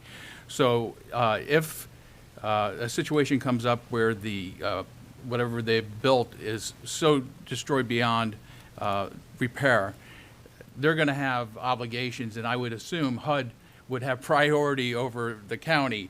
And so he's not going to be able to walk away with the proceeds of the insurance, because HUD is going to be stepped right there saying, you know, you need to pay us back first. So this is not unusual in these type of agreements where you have a situation where there's an examination whether it's beyond repair, and at that point the proceeds flow back to the developer, who in turn is going to have to pay his financing people back, or if it is repairable, the proceeds go directly to making the corrections and repairing the facility. Commissioner Cowell. Thank you, Chairman. My colleagues and myself are going to ask a lot of questions. There's a lot of moving parts to this. Came into it last year. Didn't know a whole lot what was going on the 3 prior years, but I know we're in our 4th year now. I mean, ultimately, I think the whole idea of this whole project, and we all agree that it's to get affordable workforce housing. So a few of my questions are going to just be point blank, getting to the point, basically to the end of the road and what we're looking at. Because today I saw these numbers with the 120, and you're looking at 80% at the 120. So, Mr. Finn, do you know what the AMI is, or the average income of Collier County is? I do. I actually have a slide in here with the same piece of paper Mr. Kirk just handed me.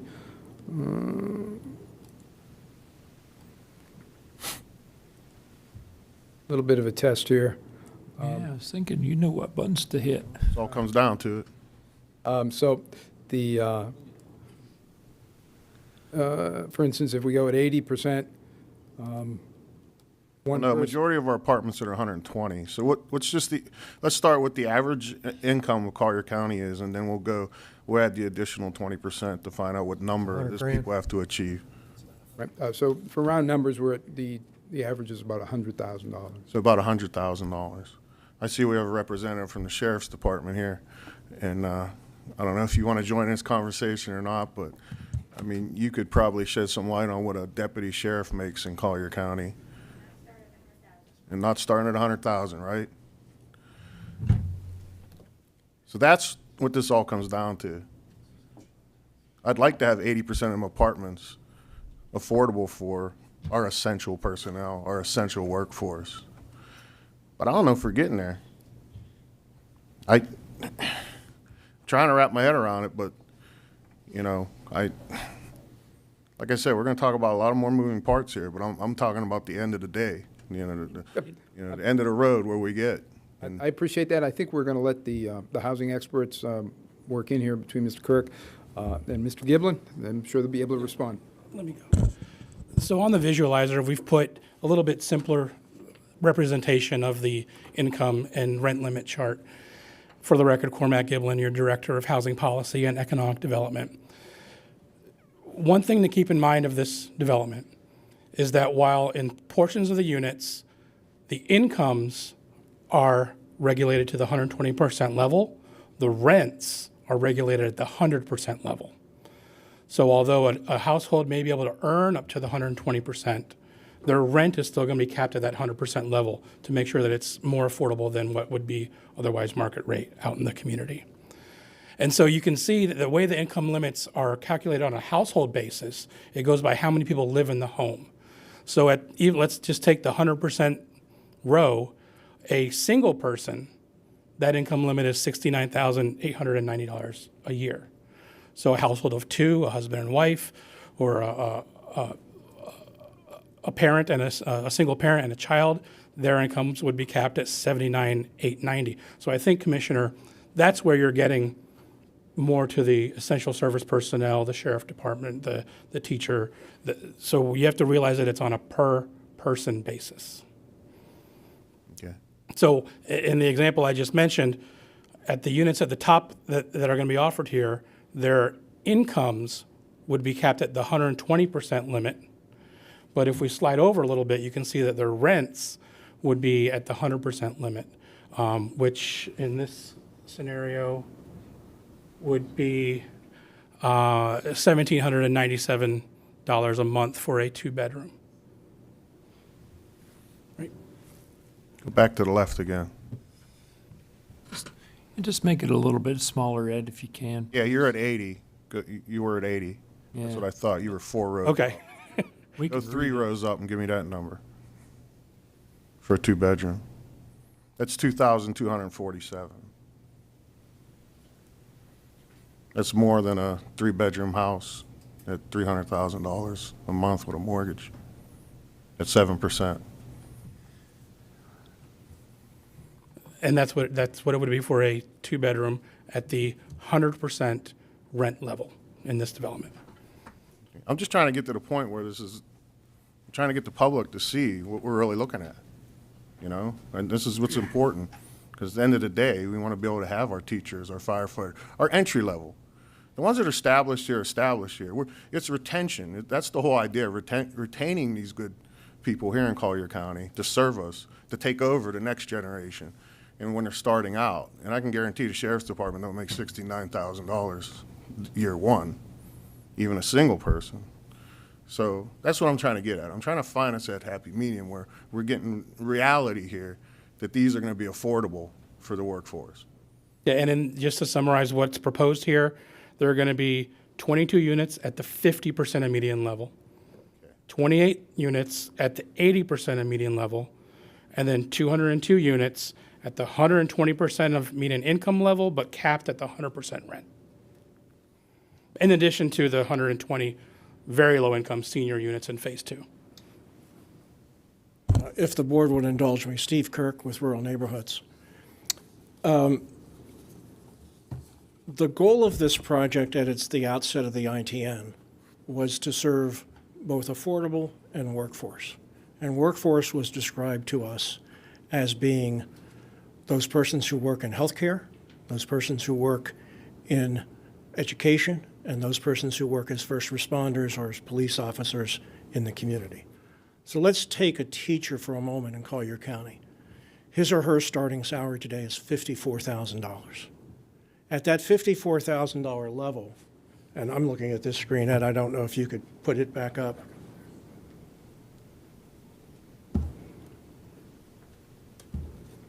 Sorry. The 80% level is $55,000. So we are there. How many units is that? At 80. At 80, there are 28 units. 28 units. And 22. But that teacher is under that 80% level by approximately $1,000. If that teacher has any other income, I guess what I'm trying to say, investment income, they're going to be at the 100% level. I hear what you're saying, but what I'm trying to say is, if we're truly going to enter into a project and a partnership to do this, why is the largest portion at the highest level?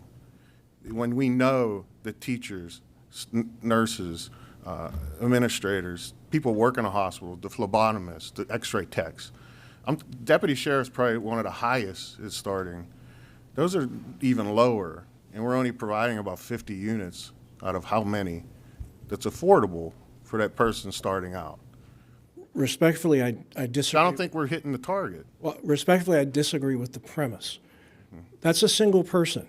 If a teacher has a spouse, partner, male or female, who's working in another job, they need that 100% limit to be eligible because they will not be below 80% with any other income in that household with a $54,000 starting range. They will be above the 80% level and ineligible for the 80% limit. For a family of 4, yes, the 80% limit is family of 4 is $79,840. A couple with 2 incomes, one of which is $54,000, are likely to exceed that. So the sweet spot in our conversations with healthcare, school board, and others in getting to these numbers, which were negotiated with us by the assistant county manager and other staff initially on, not really our numbers, was that you need that 80 to 120% income to accommodate the workforce that the Chamber of Commerce, that the school board, and that the Naples Hospital System and others want in order to accommodate those healthcare educational workers. And so very few of those people are going to be a single income with no other additional income in their household. And that's where that range of 80 to 120% is really, we think, the sweet spot of the project. So how many of the 100, set at the 120, we'll say 100 to 120, which is the 80% of the units, how many of them are two-bedroom plus? I can tell you, just give me 1 second. 168 of the 252 units are 2 bedrooms plus. I'm trying to accomplish a goal here. No, I understand. We all know what we want in the end, you know? And sometimes these numbers, when I look at them, I don't get a fuzzy feeling about it. Well, and again, I'm not an expert in the sheriff's department, but I'm I not know. saying, I just picked them because I'm familiar with what they make and, you know, and I know, you know, the struggles they have retaining new young people to this area. We've done a similar project in a different county, trying to serve firefighters. The average firefighter in that county makes over $100,000 a year with overtime. They would barely be eligible, even at the 120% rate, if they have that much overtime income, as they traditionally do.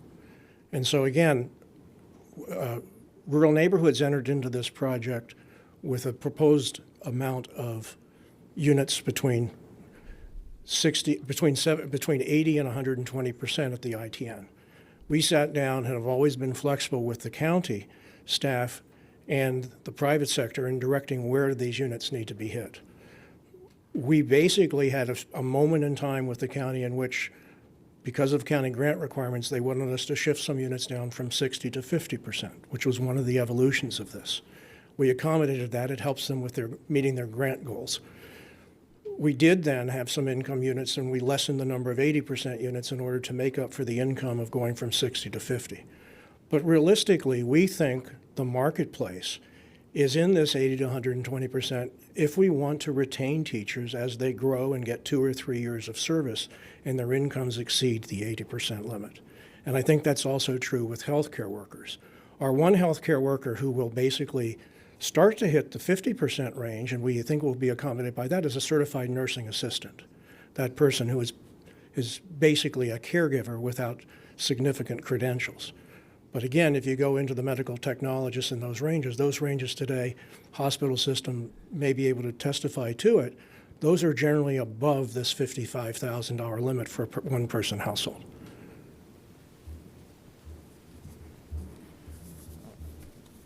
Commissioner Saunders. Thank you.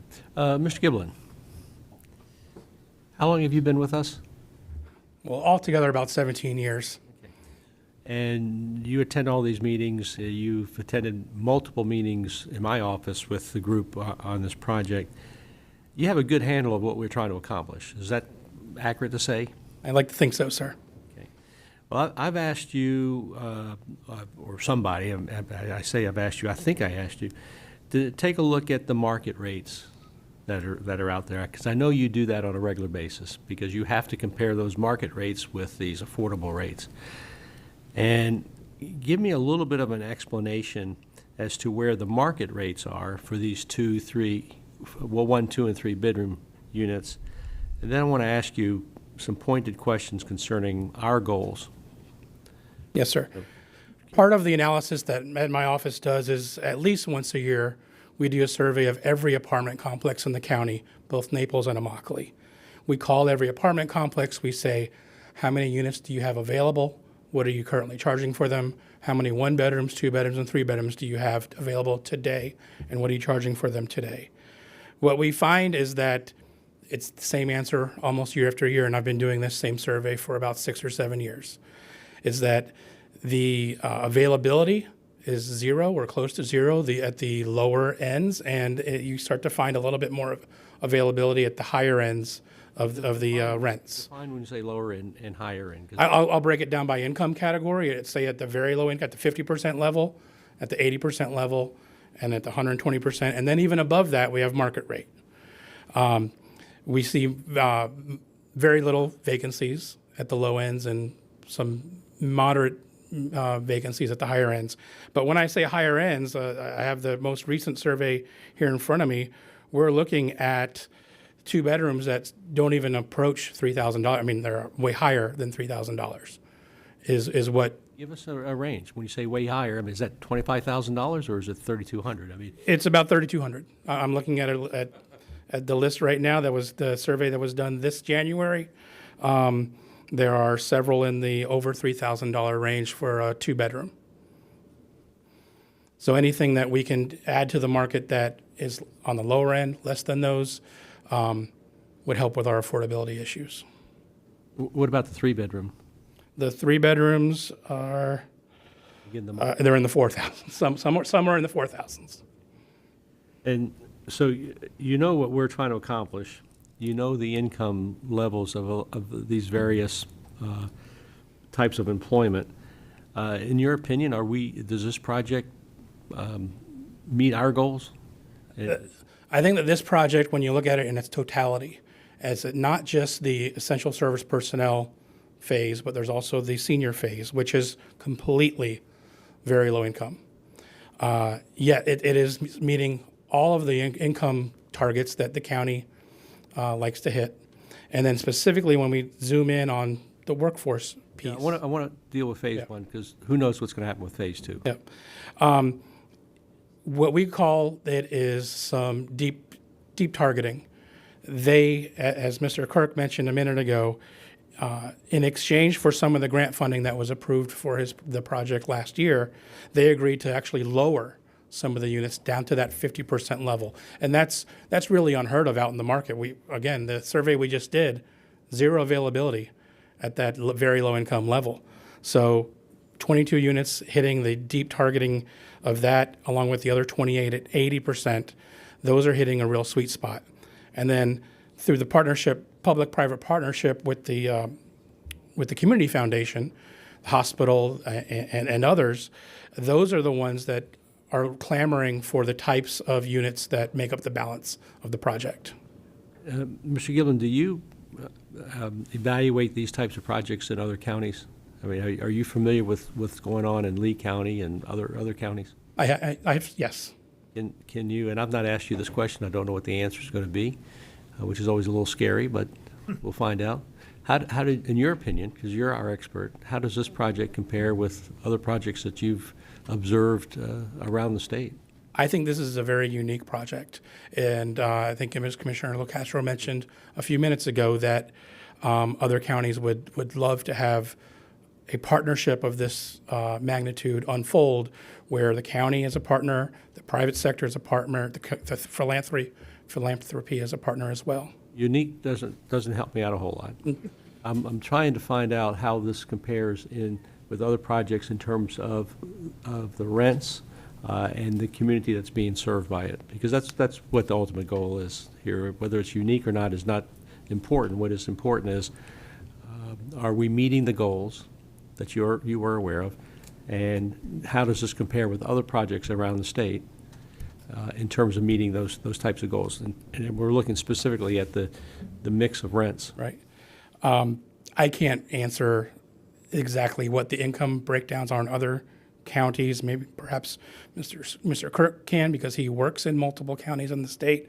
I can just go on record that this is again, I'll use the word unique, with the whole community coming together to try to find a project that can please many, many different chiefs.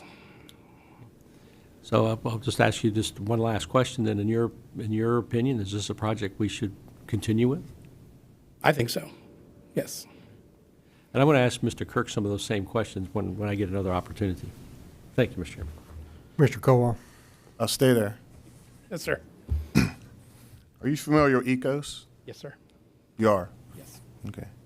Did ECOS get any donations for their project?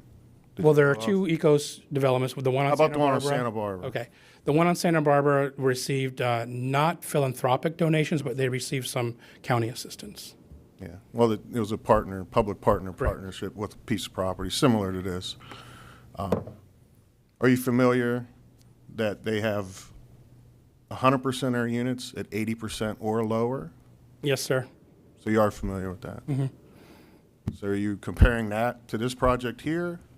When Commissioner Saunders asked you questions about projects, and this is at home, this is one of our own projects, that, you correlate, and how can one do it over the other and not receive philanthropic money from outside and just do it through a partnership with the county and the private developer?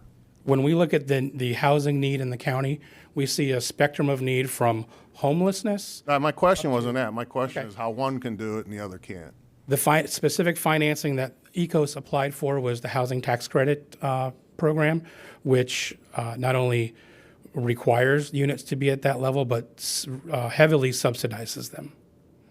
So the financing mechanism used in that project availed itself to provide units at the 60% and less level. So do you think that unit is successful? You think it was a good project? I think it's very successful. It's also very competitive, though. Is it unique? No, that one is not unique. Okay, thank you. So,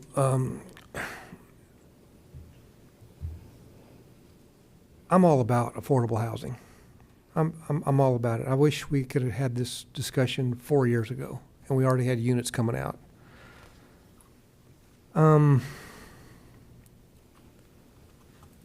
I don't like the deal. I'm just going to say it. I don't like the structure of the deal. I don't like that it's non-for-profit, that has no tax base. Taxpayers are on the hook for, on phase one, $18 million. Yes, you're going to get a $10 million donation from the foundation. But when I found out that this property, the taxpayers still owe $26 million on the golf course, in addition to all of this. Now, it's not fair to put all that $26 million against one project. We've committed to the Veterans Nursing Home. We've committed to the golf course. But it doesn't matter. I'm not saying that each entity ought to pay that portion. I'm just saying the taxpayers, in addition to everything else, is on the hook for $26 million. Million. This is not personal. If anybody can appreciate the work that goes into it, I can. I know exactly the pressure, the meeting, the things that come up with lenders, the requirements, having to jump through hoops to meet all that. I get that. I understand that. But when it comes to, I agreed to extend the financing back last October. And I said then I'm not going to be a fan of extending it from there. I was okay with the patience of this project. I mean, here we are, we're almost 5 years down the road, and it'll be another 3 years before we get any rents coming in. Just hang with me while I just talk out loud a little bit. I don't want to miss anything, or I don't want to miscommunicate. We don't really have a real commitment for phase two. We have good intentions, but the real commitment is not there. So we morphed from 300 units originally in phase one to 252 units. I'm not going to, the argument of 80%, 120%, blah, blah, I'm not going to that doesn't even count with me. In this income sharing agreement, taxpayers are putting in $18 million plus $26 million in debt. That's just reality to the taxpayers. Let's just count $18 million. Foundation's putting in 10, and yet the income sharing, we're going to share that equally, 25% to 25%, but that's not even going to start until estimated of 2032. That could be 2038.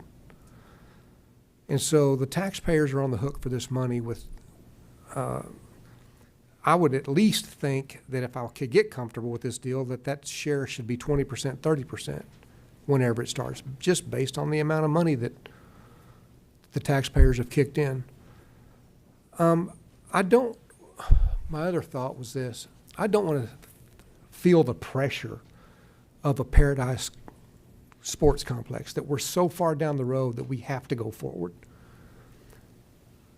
I want to, when I leave here, it could be 4 years, 8 years, 12 years, whenever I leave here, I want to know that I followed my heart, that I made a good deal for the taxpayers, that I represented them well, and that I didn't just bow to the need. I mean, we have a great need for affordable housing in this county. Mr. Colwell mentioned Ecos. They got 2 projects. They've been successful. Yeah, they got different financing, but that's not the taxpayer's business. That's your business. I just don't want to feel the pressure to go forward with something that's not a good deal for the taxpayer. There's some other things involved in these documents. The LURA, that seems like we're going to limit land use based on things we don't even really know yet, things that might be coming. I could get more detailed about that, but I'd have to look at the documents. I was reading them this morning. We have a 99-year lease for land with a 40-year commitment for payback. The only person that's going to be alive is Commissioner Saunders. But He never ages. Yeah. I just, those are my thoughts out loud. I'm not opposed to the deal. I wish the deal could change. I don't know if the hand was forced to go nonprofit, if they were dangling the money like you either do this or we're out. But it seems like it is profit because there's going to be revenue sharing. So just you can call it nonprofit, but you can call it positive revenue. It's all the same thing. It's just words. And those words matter. The deal matters. So if things could change and it could be a better deal for the taxpayers, I could be more comfortable with this. I'm not a fan of the deal the way it is right now. Commissioner LaCastro. Thank you, Chairman. I just wanted to make one small reminder. I think it's dangerous to be, comparing, or I'll say this. We need to make sure we're comparing apples to apples. So I understand what Commissioner Colwell and I were at the ribbon cutting at Ecos. Amazing, wonderful. Oh my God, we were touring these incredible apartments. They're all 100% affordable. And Cormac did touch on it. I was about to chime in and say, oh, it just wasn't. It just wasn't the company and then the county. They got unbelievable amounts of help from some state programs. But every project's a little bit different. So there's going to be some projects that are amazing and wonderful. None of us here want to vote for something that's a bad deal. And I agree with Commissioner Hall. I don't want to feel forced that some people that were our predecessors here got us into this, and now we've got to sort of swim our way out of it. This may not be the best, most amazing deal that Collier County has ever done with housing. I was really impressed with Ecos, and I hope we can do more of those. But every project's not going to be able to be that. This is a totally different thing. This is apples to chairs. Looking at those other projects. So some of those projects that we think are huge successes, 100% affordable, we should be going out of our way to chase those things down. But the combination of this one, unique probably isn't the best word. We want to hear that you say it's advantageous, it's a positive, it's beneficial. I mean, and I think you kind of meant that. I don't want to put words in your mouth, but this one is very creative. It is very unique, but it has incredible benefit, in my opinion. Doesn't mean it can't be tighter. I've got some concerns as well. I think it's headed in a better direction, but nobody's going to come in here and build affordable housing for free. So, when we sit here and say, well, there's some revenue to be made here, the folks that built Ecos are making money. Okay, they didn't build it for free. They weren't a church that came in here and built 100% affordable housing and then they walked out and lost money. I'm looking at what it brings to the community, the amount of units. And the other thing I'll just say is, and I hear this a lot in my district when people talk about first responders and teachers and sheriffs. I get a lot of blue collar workers in my district that say, my neighbor's a sheriff and makes under $100,000, but his wife's a nurse at Physicians Regional. I'm a waiter, and my husband is an out-of-work auto mechanic. So it's really more about AMI and not so much, but it also is about the first responders and the folks that are our frontline workers, because as Sheriff Ramboss said one time when he was in here, we're losing a lot of those people. So we have to do a little bit of both. I mean, this project will also help the waiters and the mechanics and the folks that do the blue-collar jobs downtown. You know, I look for us to put some tighter polish on this if we think that it could be, but I don't think this thing is a total dog. It's dead in the water, and you know we should walk away from it. And I haven't heard anybody say that, but. You know, I think all these affordable housing projects, none of them are going to be, you know, charity projects. They're all going to have some sort of financial gain for the people that are involved. It doesn't need to be a cash cow, but certainly, you know, it's going to be something that's going to generate revenue. And, you know, my last comment is everything can't be Ecos. And also, too, as you know, Cormac, Ecos took advantage of some incredible state type of things that this project is. This is totally different. This is apples and chairs. But the end result is we want more affordable housing, and we want things that are in that 80% range and not so much pushing on the 120. I think this one's closer than what it has ever been. And so I hope we spend today to not sort of kick everybody back with 100 homework assignments and watch this thing continue to, you know, just smolder and not move forward. I certainly don't want to vote on something that I don't think is signature ready, but I think it's pretty close, and I like the improvements. I mean, you know, we all met separately with Mr. Finn and the other folks in the audience here, so I won't, you know, sort of over summarize what we all heard, but I like the direction it's heading. It certainly is much better than it was on, you know, 6 months ago, or like you said, maybe even years ago. But let's make sure we're comparing apples to apples. There's a few projects in the community that we're all really proud of. They all can't be this. This one's has some issues because way back when, you know, the 26 million was spent and some other things were done previously that make this maybe less advantageous than an Ecos. But you know, they're two totally different projects.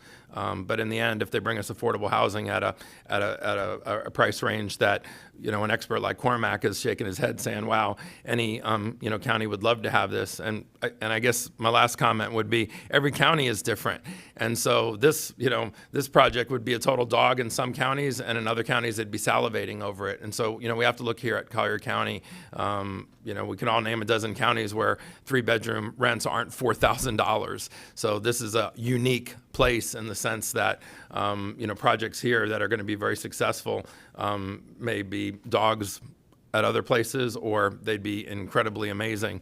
But I'm just looking at Collier County and also trying to compare it to equal things. And I think that's what we pay Cormac to do is give us his recommendation, because this is what he's doing for a living. And I like the conversations that we've had and how I've seen most of the numbers go.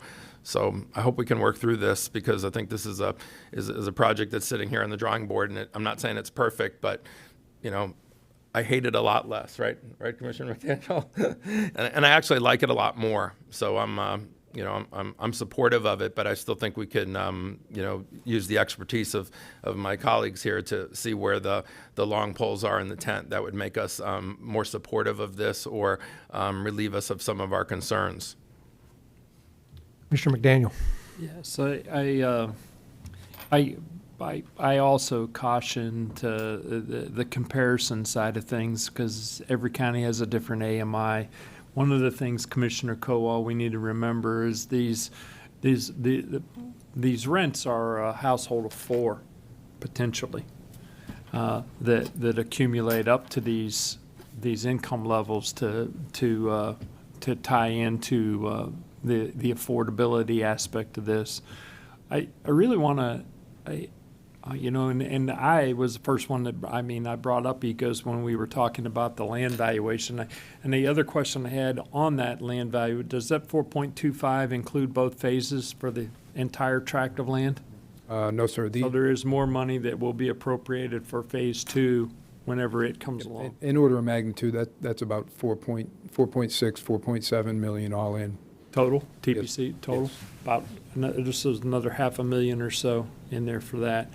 The reminder I want to share with my colleagues, and because I see this coming as a potential template. You know, Cormac used the word unique, and it wasn't satisfying to Commissioner Saunders, but I see this as a template for our community to make investments in housing affordability and have the opportunity to see those investments back.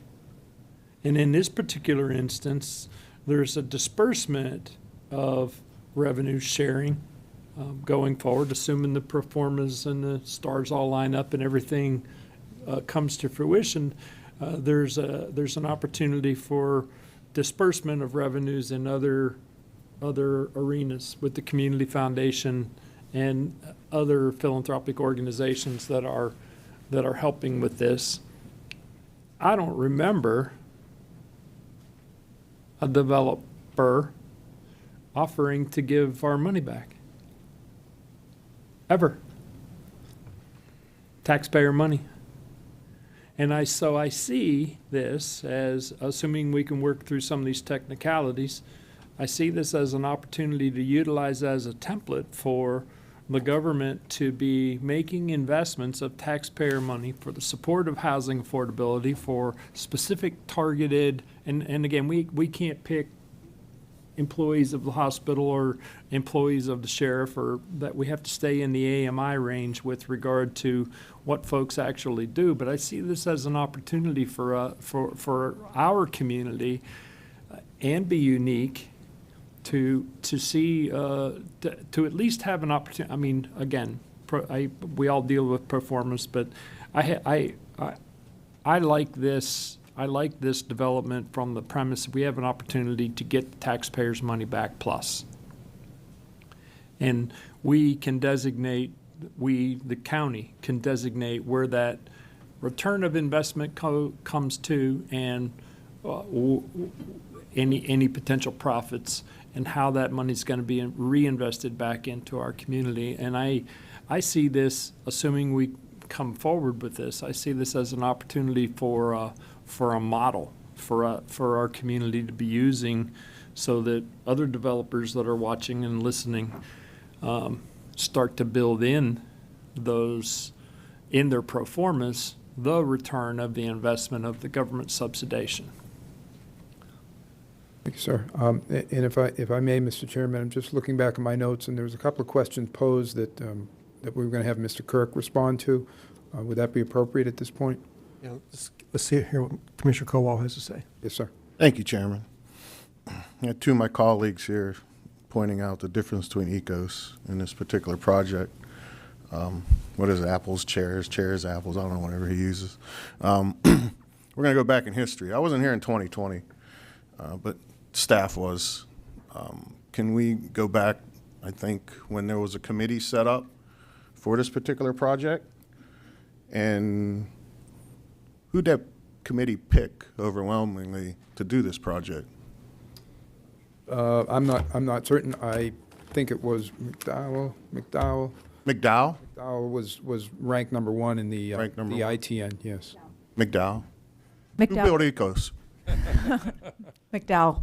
McDowell built Ecos, correct?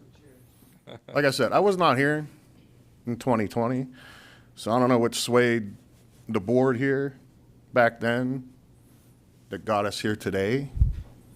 But I know we want to keep saying that we shouldn't compare, but in reality, if the board picked who they were suggested to pick, we probably wouldn't be here today. And we wouldn't be comparing apples and oranges and chairs and whatever we're doing. So that's all I'm saying, is that evidently Ecos knows how to play the system. And another good thing about Ecos, they pay taxes. Absolutely. They're not a nonprofit. So that's a service to our citizens. Every So- project can't be ecos, though. It could have been in 2020.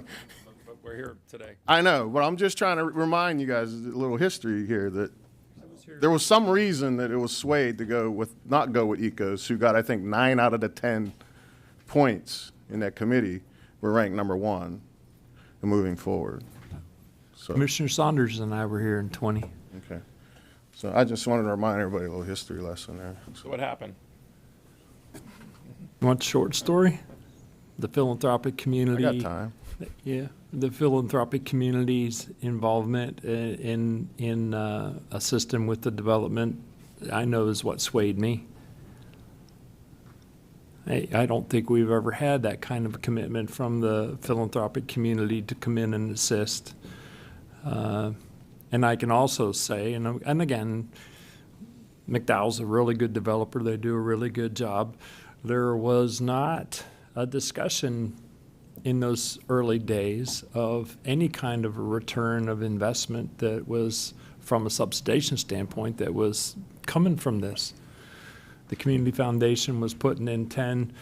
We were putting in, it's been a minute since we had that discussion, Commissioner Saunders, but we were putting in an equivalent amount of money between the land value and the offset of impact fees and permit fees. And then there was the coming of the state funds, but that was the main thing that swayed me with coming off of the procurement or the committee's decision to go with rural neighborhoods instead of McDowell. Yeah, I want to, before you go, Commissioner Saunders, one of the ways that the developers do give back to the taxpayers is in ad valorem.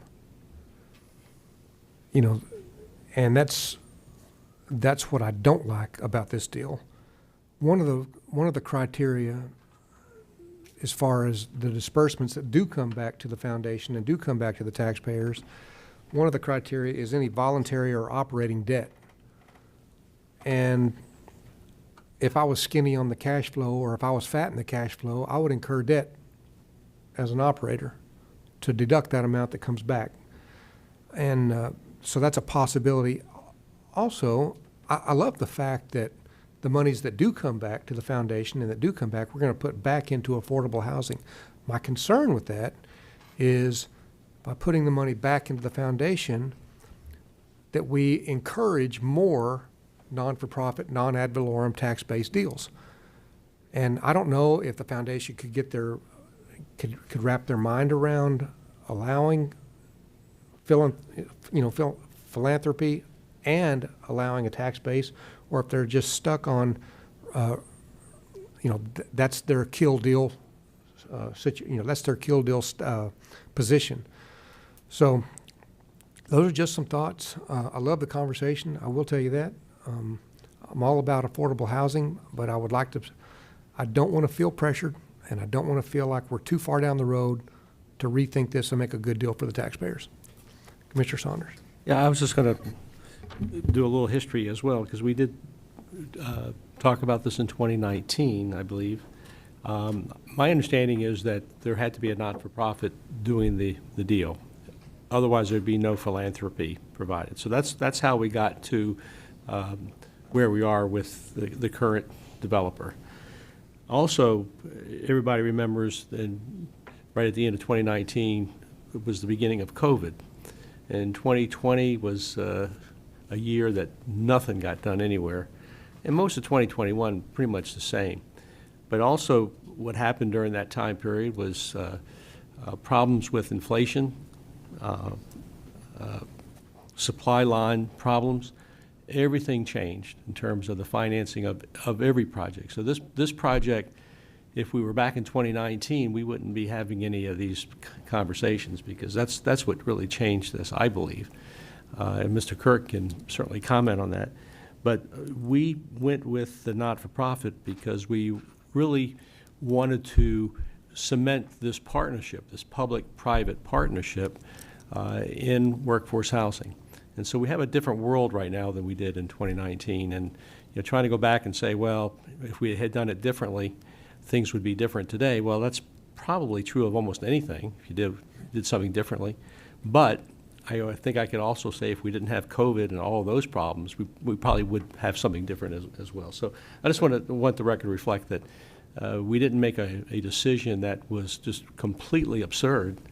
Why did we do X? Well, the world was different in 2019, and the project was one that where we really wanted to cement this public-private partnership, to use that as a model. We thought that this would actually be a model not only for Collier County projects, but for around the state. So that's just one point I wanted to emphasize, Mr. Chairman.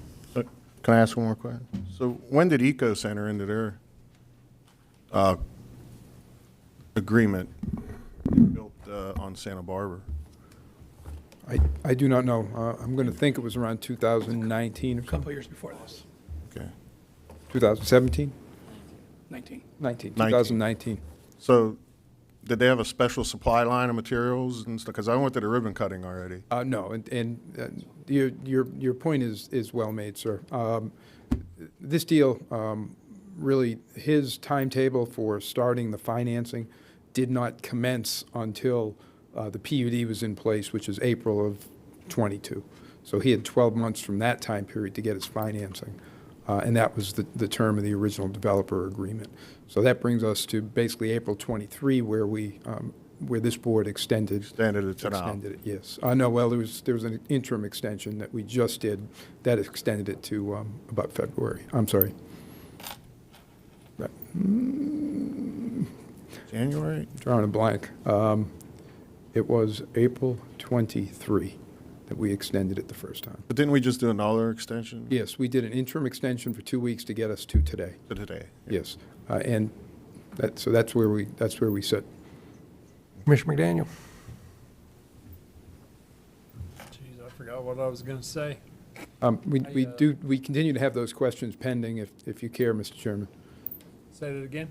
There was a couple of questions made for Mr. Kirk that haven't been responded to yet, sir. Yeah, mostly my comment was for Commissioner Kowal, and Commissioner Saunders. He reiterated it well. It basically had to do with the reason that we moved from McDowell to rural neighborhoods was the not-for-profit circumstance and the contribution from the philanthropic community. That was. I figured that's what it was. I just Okay. I didn't know for sure. That's all.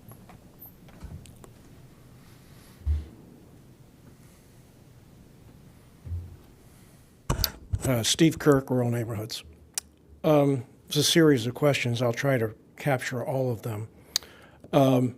Just two quick notes in regards to ECOS. ECOS was 2019. It had its zoning in place. And so our zoning did not get put in place until April 2022. Second, the ECOS project that was the first development depended upon a hurricane. It had $8 million of hurricane CDBG DR relief from the state, and in the absence of the hurricane, could not have been built. In the past decade prior to that, there had not been a tax credit project one in Collier County, Florida. And so certainly that is it's an admirable project, and I think we all have great respect for them. The committee that selected us was this board. That was the committee. The ITN to which we responded said that there was an available $10 million from the charitable community foundations. We were asked during the presentation point of the scoring, which is what coming before you really is, the presentation part of that, would we share money with the county? Our answer was yes. I'm not certain that the other 5 developers who spoke gave that same answer. In regards to the income targeting, I think as we answered earlier, there are some reasons for us to do that. The accomplishment, the goal was to blend what households are an incredibly important part of this community and to the standard and quality of life in this community. Healthcare, teachers, first responders, etc. Who are the people who are commuting today from Port Charlotte and other places? Can we bring them home? Can we retain the teachers there? So we're looking at households rather than individuals, which is why the majority of the units are 2-bedroom and 3-bedroom units. So incomes have to accommodate more than one income in a household. And I believe that there is a market differential in the rents between our rents and what is taking place in the market that those families who are in those professions are choosing to live elsewhere. This market differential, we think, will cause people to make this their home. In regards to several of the questions in regards to the income sharing agreement and the ad valorem taxes, it's true we can't compare apples to chairs, but that will go in my memory now. I've never heard that one before. Saying it for 20 years. We have arguably $18.3 million of funds directed through Collier County into this project. I think it's fair to point out that approximately and I'll rely on Ed, but approximately $10 to $11 million of that money is federal and state grants. One of the reasons that we have argued against proportionality in terms of the income sharing agreement is that at least the first $1 million of the foundation's money has been at risk. It has been invested together with $1 million from our pockets into getting us to this stage. The county's money, there is really no dollars presently at risk of being lost or not available to recapture. The second issue is that both the SHIP money, $1.5 million, and the SLURF money, which is just under $10 million, are grant funds under federal and state regulation. We have an LHAP plan filed from the state that says that SHIP money will be given to nonprofit organizations as a forgivable loan. As a forgivable loan. That is the choice this county made in getting that money from the state. We have told the U.S. Treasury, we have spoken, your county staff has spoken to the Treasury consultants. This is a grant. This is not to be repaid. We have carefully, aggressively argued with the county. Do not violate federal law and federal regulation by making this a quid pro quo to the Treasury money that you are giving us. We cannot repay you that money as a consequence of those federal rules and regulations. And so to say, well, we have 18 million that includes that 10, we should get more than the other, is basically at least improper and potentially violating the spirit of the fact that that is a Treasury grant to the county that's being invested in this project. And we've pointed that out in numerous emails to the county. This is grant funds that you're investing. Don't treat it as a equity investment on which you must get a return or the deal is off. So we felt that at least by keeping these proportions equal, we respected the foundation's risk-taking, and we respected federal and state rules and regulations. The return to the county is approximately $50 million over 40 years. If you divide that, yes, indeed, it comes at different stages. Mr. Hall is correct. It comes at a situation in which until the first Collier's International loan is paid back, that it certainly won't begin. So the chairman is absolutely correct that it may be 10 years prior to the first monies coming in. But that $50 million over 40 years is twice the ad valorem tax rate that would be incurred on that project. So I would argue that it's a good deal to taxpayers in the direct payment to Collier County.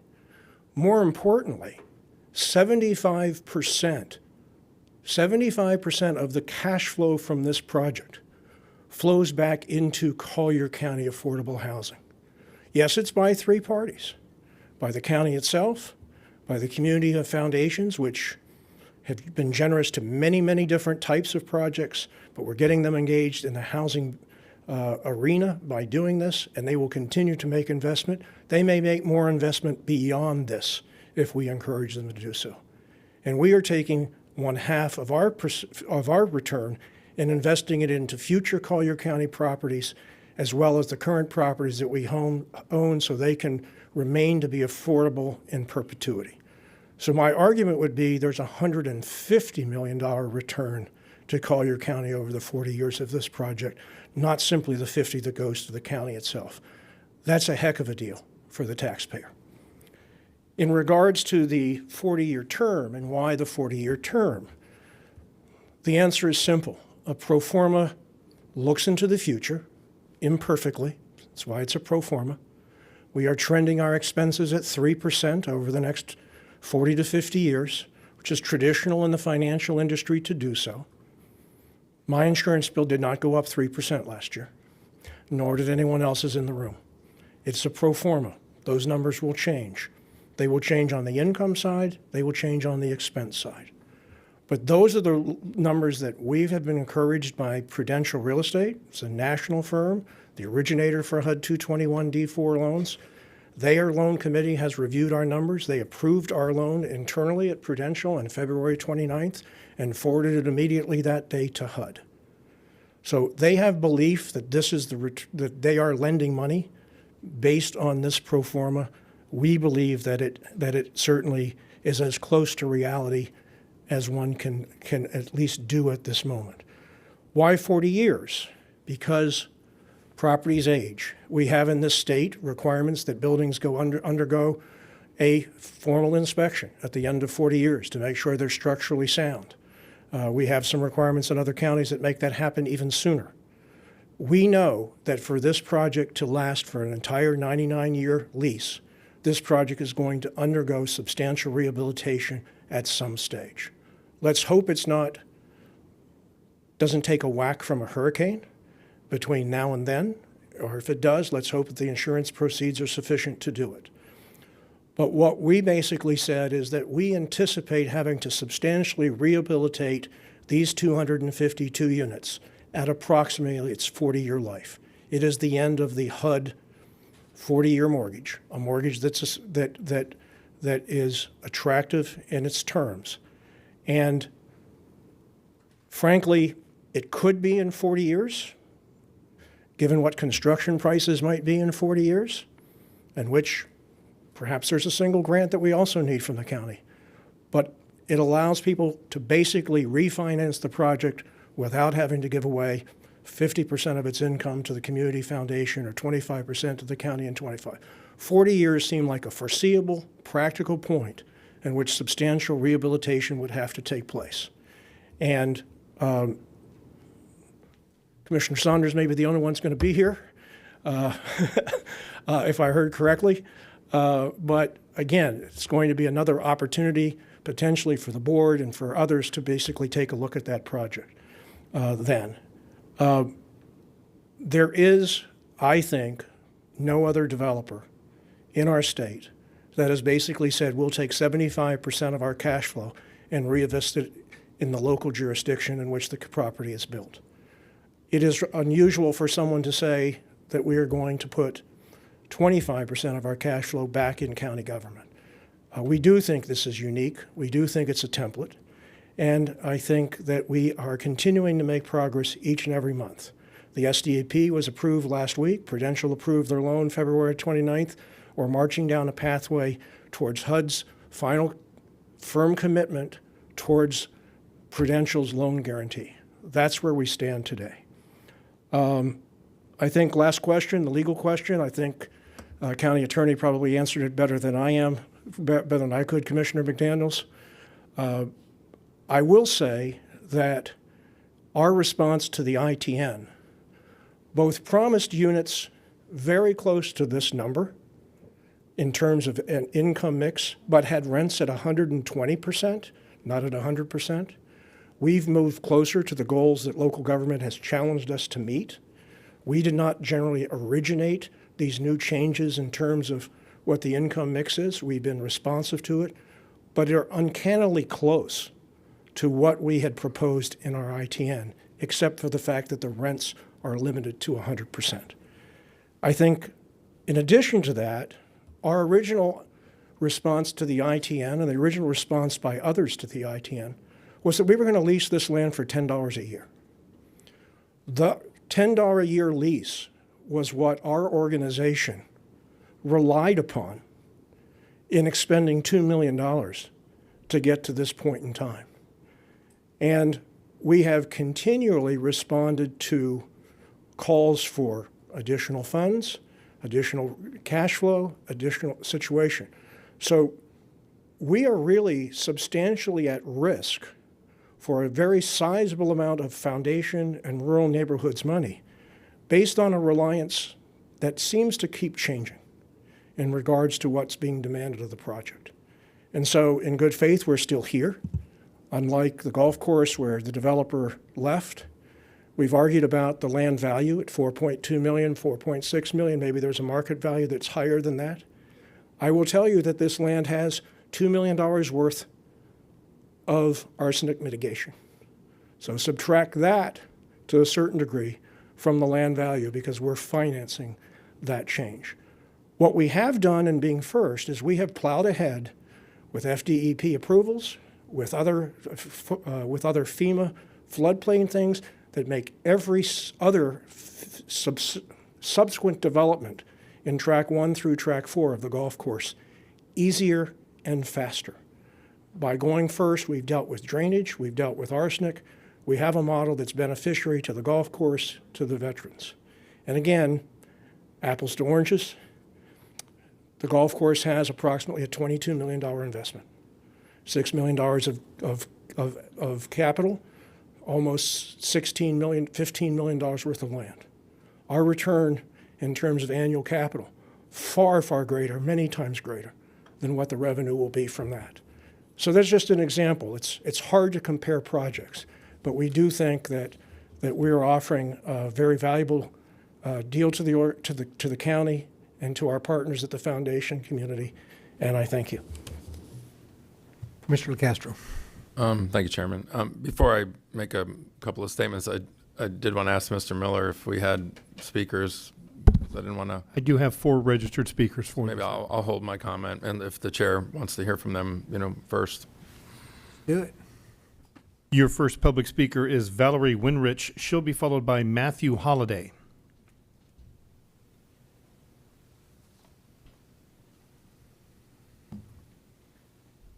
Good afternoon, Commissioners. My name is Valerie Wenrich. I've lived in Collier County for 38 years and have worked to support this project for over 4 years. Raised my family here, chose to devote my career here, and welcome the opportunity to work towards a solution here.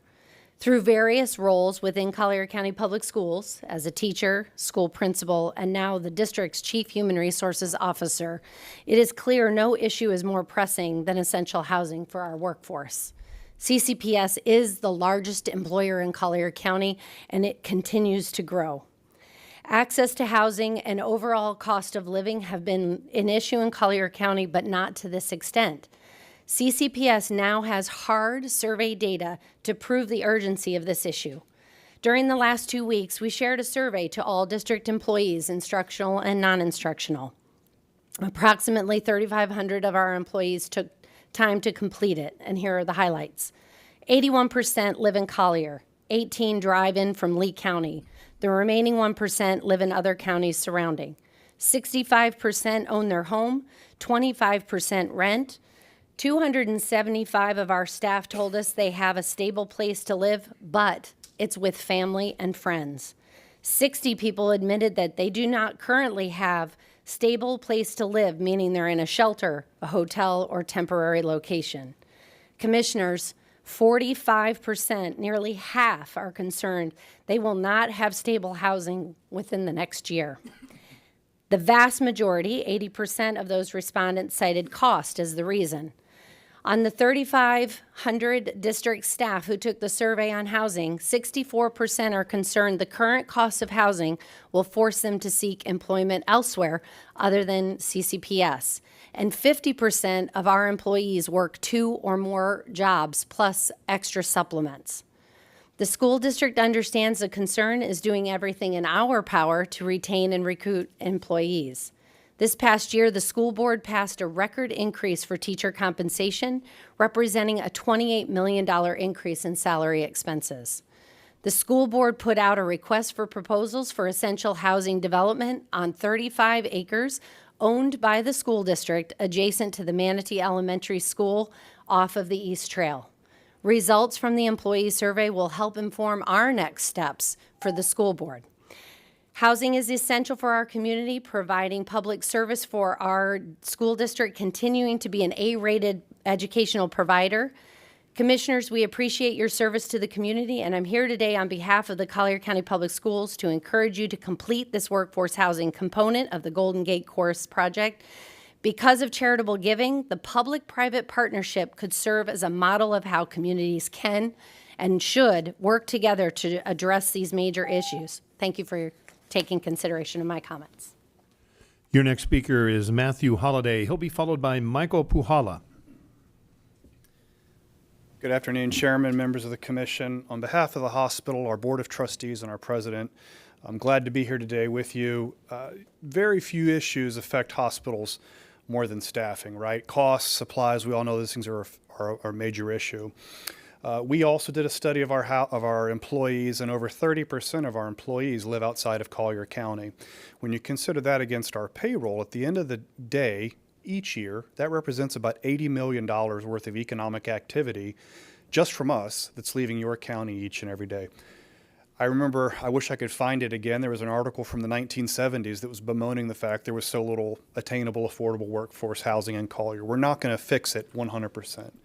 Projects like this are very important because it does represent a partnership. You have the private sector, you have philanthropic interests, and you have the government, which the less we can do with the government, obviously, the better. It's always important to have the private sector engaged and involved.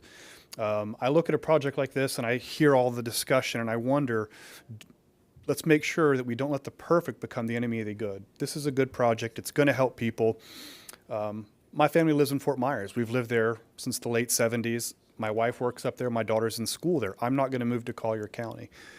But every day I drive down here, it's a 45-minute commute. And surrounding me on that interstate, headed this direction, are the working class people, the people that would benefit the most from a lower commute.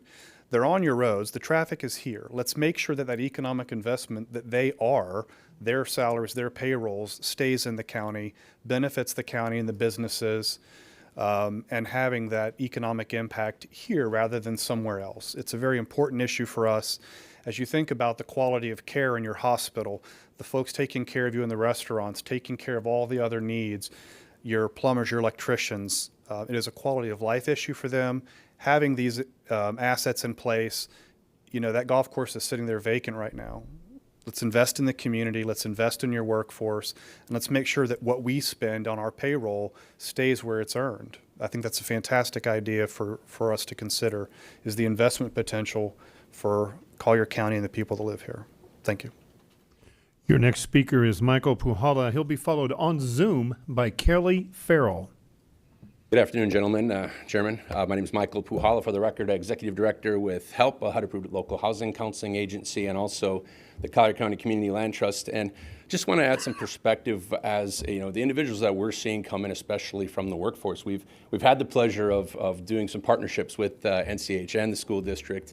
We're doing something we're calling a Housing Navigator program, try to help get individuals into housing a little easier. And what we're finding is there are a number of these workforce individuals that they have incomes, but maybe they have some credit challenges or maybe some other financial challenges. And even when they call to try to find a market rate unit, their applications, they pay an application fee only to find out that, oh, we need 4 or 5 times income. You're not quite qualifying at that level because the rents are quite high. So I do want to make the point that having some access and control to units that even up to 120% of AMI provides a lot of benefit. And we're here to try to assist in any way we can in trying to navigate individuals into that, while also offering to work on home ownership, because I think that's the way to keep people, obviously. So continuing to provide that level of service, to provide home ownership opportunities where the land trust can come in, individuals that may qualify for Habitat, helping to work with them through that process and on credit and on their financial background. So I think there's a great opportunity with this type of development, with the rentals, to be able to continue to work and help individuals move towards home ownership. And then lastly, there's been some points made regarding the community foundation, the philanthropy being nonprofit. One other thing we've been working on is something we're calling the Housing Alliance, and we've had great support from the community foundation, both financially and in spirit, and we've had a lot of great conversations. They've now come up with their Community Housing Impact Fund, which is going to be a tremendous, there's a lot of lessons learned from this project, let's just put it at that. And they've opened up now this opportunity for us to partner and to vet developments going forward, and where there will be opportunities to loan those funds into future developments, and that can be for-profit or nonprofit. So I just wanted to make that point, that there's even been a lot of lessons learned from when this project began, but it is the first of its kind in bringing that philanthropic contribution in, and at that point in time, we didn't have this nonprofit entity. We didn't have that opportunity to vet and bring in for-profit developers necessarily. So hopefully that clarifies a few things, and really do want to support the project. We've worked with Steve on some of his other things, other developments in Immokalee. We've gone and provided housing counseling, home ownership, education, so I do know that he's a great supporter of that and a partner in bringing wraparound services to the tenants that would be in this community. So thank you. Your final registered speaker on this item is Kelly Farrell. Ms. Farrell, you're being prompted to unmute yourself if you'll do so at this time.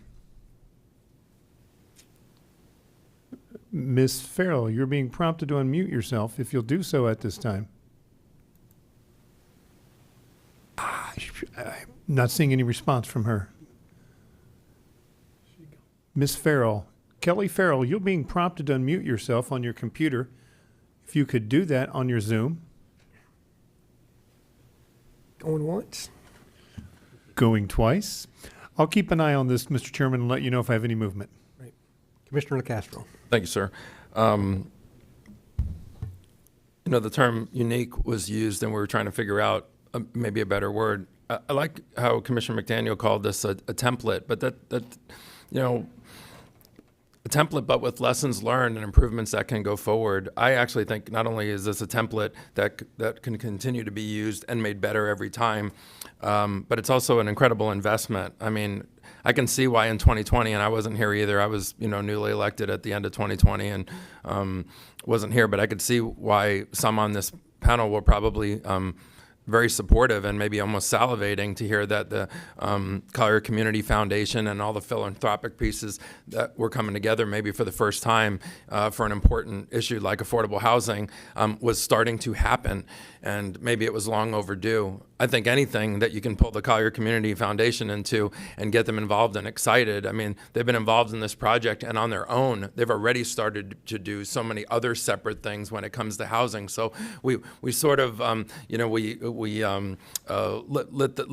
the fuse a little bit, and now have them excited and pairing off into other directions when it comes to housing. So we primed the pump, I guess, and I don't know that they needed us to prime their pump, but I think their involvement in this project is what has now gotten them involved. And I'm sure the panel that was here prior, you know, it was Commissioner Saunders and Commissioner McDaniel, but the others, that was a big plus, and I see it as a big plus now. So I think this partnership is, you know, might be unique, but I do think it is a good template, and it's a good investment, and not one that we should just rubber stamp. But some of the things that have caused this thing to slow and lag and kick the can and all that, well, let's make sure that we do look back on the history of this and the templates going forward. We don't make those same embarrassing mistakes. No project's going to be a 10, but I sit here and say a 9.5 now is better than a 10 that never comes. So we could sit here and, you know, want every single piece to be perfect, and we'll wind up sitting here and not approving a whole lot of things. That doesn't mean we settle, or if we have issues with this, and if any of the commissioners up here have issues that that they don't feel comfortable, you know, going forward, you know, speak now or forever hold your tongue. I don't know if anybody else is lit up, but I feel that this project is extremely advantageous to the community. It does all kinds of unique things that other projects have never done before. I think this is only the start, and the lessons learned from this project will make future projects move much quicker, be much more advantageous for the taxpayer, but I don't see anything in this project that causes me unbelievable concern. And there's been things this county has approved that are out there now on the street that as a citizen cause me unbelievable concern. And, you know, predecessors before us maybe weren't as concerned, or they didn't have a time machine to know that certain projects weren't going to be as advantageous. But this one, I think, has all the right pieces moving forward with a lot of lessons learned. And unless anybody has an objection, I'd make a motion to approve the income sharing agreement and improve all the documents related to the development, which is in 11A, and then the sharing agreement is in 11B. So I make that motion to approve all as stated in 11A and 11B. I will, I like the comment, don't let the perfect get in the way of the good. And there have been lessons learned. I can count to 3. I learned that from Commissioner Saunders. It took me years to learn. It only took you one. But we do live in a different world, but it's the world that we live in. I wouldn't have made this deal, but the deal was made, so I'm not going to sit here and waller in woulda, coulda, shoulda. I think that there are things that we can really learn from going forward, and I can appreciate Mr. Kirk's comments on the revenue sharing percentages of, you know, and something that I did not consider was the amount of grants that, you know, it is our money, but we passed it. But it was a good point, and I appreciate you saying that. And with that, I'll second the motion. All right. All right, we have a motion and a second. All in favor, say aye. Aye. All opposed? Aye. Okay, motion passes. Very good. Thank you, gentlemen. That was a bit of a surprise. Hmm? A bit of a surprise. Not your vote. Oh, Second the motion. yeah. Yep. Don't worry. Get my chance on May 30th. Commissioners? That brings us to staff and commission general communications. First, Troy, do we have any public comment? No public comment. That moves us to, we already had our staff project updates. It brings us to item 15C, staff and commission general communications. I do not have anything. Dan? No, County Manager. Thank you. County Attorney? No comment. Commissioners? Mr. McDaniel, Yes, sir. any comments? Yeah, well, I want to ask if we want to give direction to staff to have a review of the Golden Gate Master Plan for rural Golden Gate Estates. We talked about that this morning. It's been 5 years. I did speak with the chairman of the East of 951 Horizon Study, and he thinks that it might be a good fit for that organization to have, or for that group to have a look at the Golden Gate Master Plan. And predominantly, I'd like to keep it at, we trifurcated the Golden Gate Master Plan in 19 into urban east or west of 951, rural east of 951, and Golden Gate City, the 4 square miles. So I'd suggest that we limit the look at the rural Golden Gate Estates, which is east of 951, and have a have a review of that master plan. Be in agreement with that? You okay with that? Commissioner Saunders, that's part of your world now, too. You all right with that? All right. That's all I have. Mr. LaCastro. I was just going to say, did you notice how our legal advice today was so much sharper, so much like on point? Did anybody pick up on that? So I just want to go on the record. I don't know if there's a difference or there was a change or something, but Scott, thanks, very much. I know that in all seriousness, we don't get to see you in this chair a lot, but you do so much behind the scenes. I've had to meet with you a few times, and I remember the first time that we met, I told Mr. Kladskow, and I had never met you before. I said, "Wow, that guy's a real superstar." I mean, he came to my office and just had like the answer to every single question, and what he didn't have the answer to. Unbelievable sense of urgency. So, I know that you're filling in for him because, he's not here today for reasons we're all aware of. But, thank you so much for what you do and your staff and everything. It doesn't go unnoticed. So he's sitting in a seat representing all of you. And, just want to thank you for everything that your team does. And I'm a Christian as well, but I think I like, attorneys are okay. It just depends on who they are. It's a mixed bag, just like any other, vocation. But thank you. That's all I have, sir. Oh, and that's right. And Mr. Saunders is also an attorney, but I think he might be a Christian. Maybe not. No, he's actually not. But he's a man. He's a man of his word and integrity. That's all I have, sir. Ms. Kinsel, you have anything that you want to add before we finish? I don't want to jump in front of the other commissioners, but I did want a couple of things that I put on the record. I'm sorry. I was back there waving. I should have signed up as a public speaker, but usually it's recognized on the last issue and item. As Commissioner LaCastro put forward, speak now or forever hold your peace. So I want to speak right now, I guess, on some of the things, because we still have a gap. He has not completed his financing until May 30th. You've extended it. So some of the other agreements that you were working with or presented with, particularly number 5, you had no legal, or we don't really have the content of that. Similarly situated, when you look at the distribution under the sharing income, and there were several things put on the record. I, too, have been here many, many years and have kind of the history. So I'd like to clarify some things.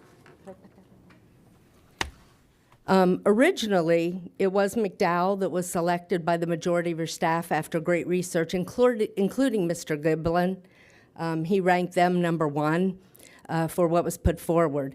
The minutes of the meeting reflected that the reason that the Board of County Commissioners changed was simply the $10 million contribution by the Community Foundation.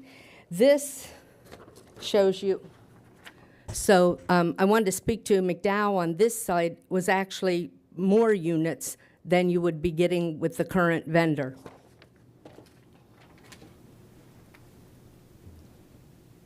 Whoops.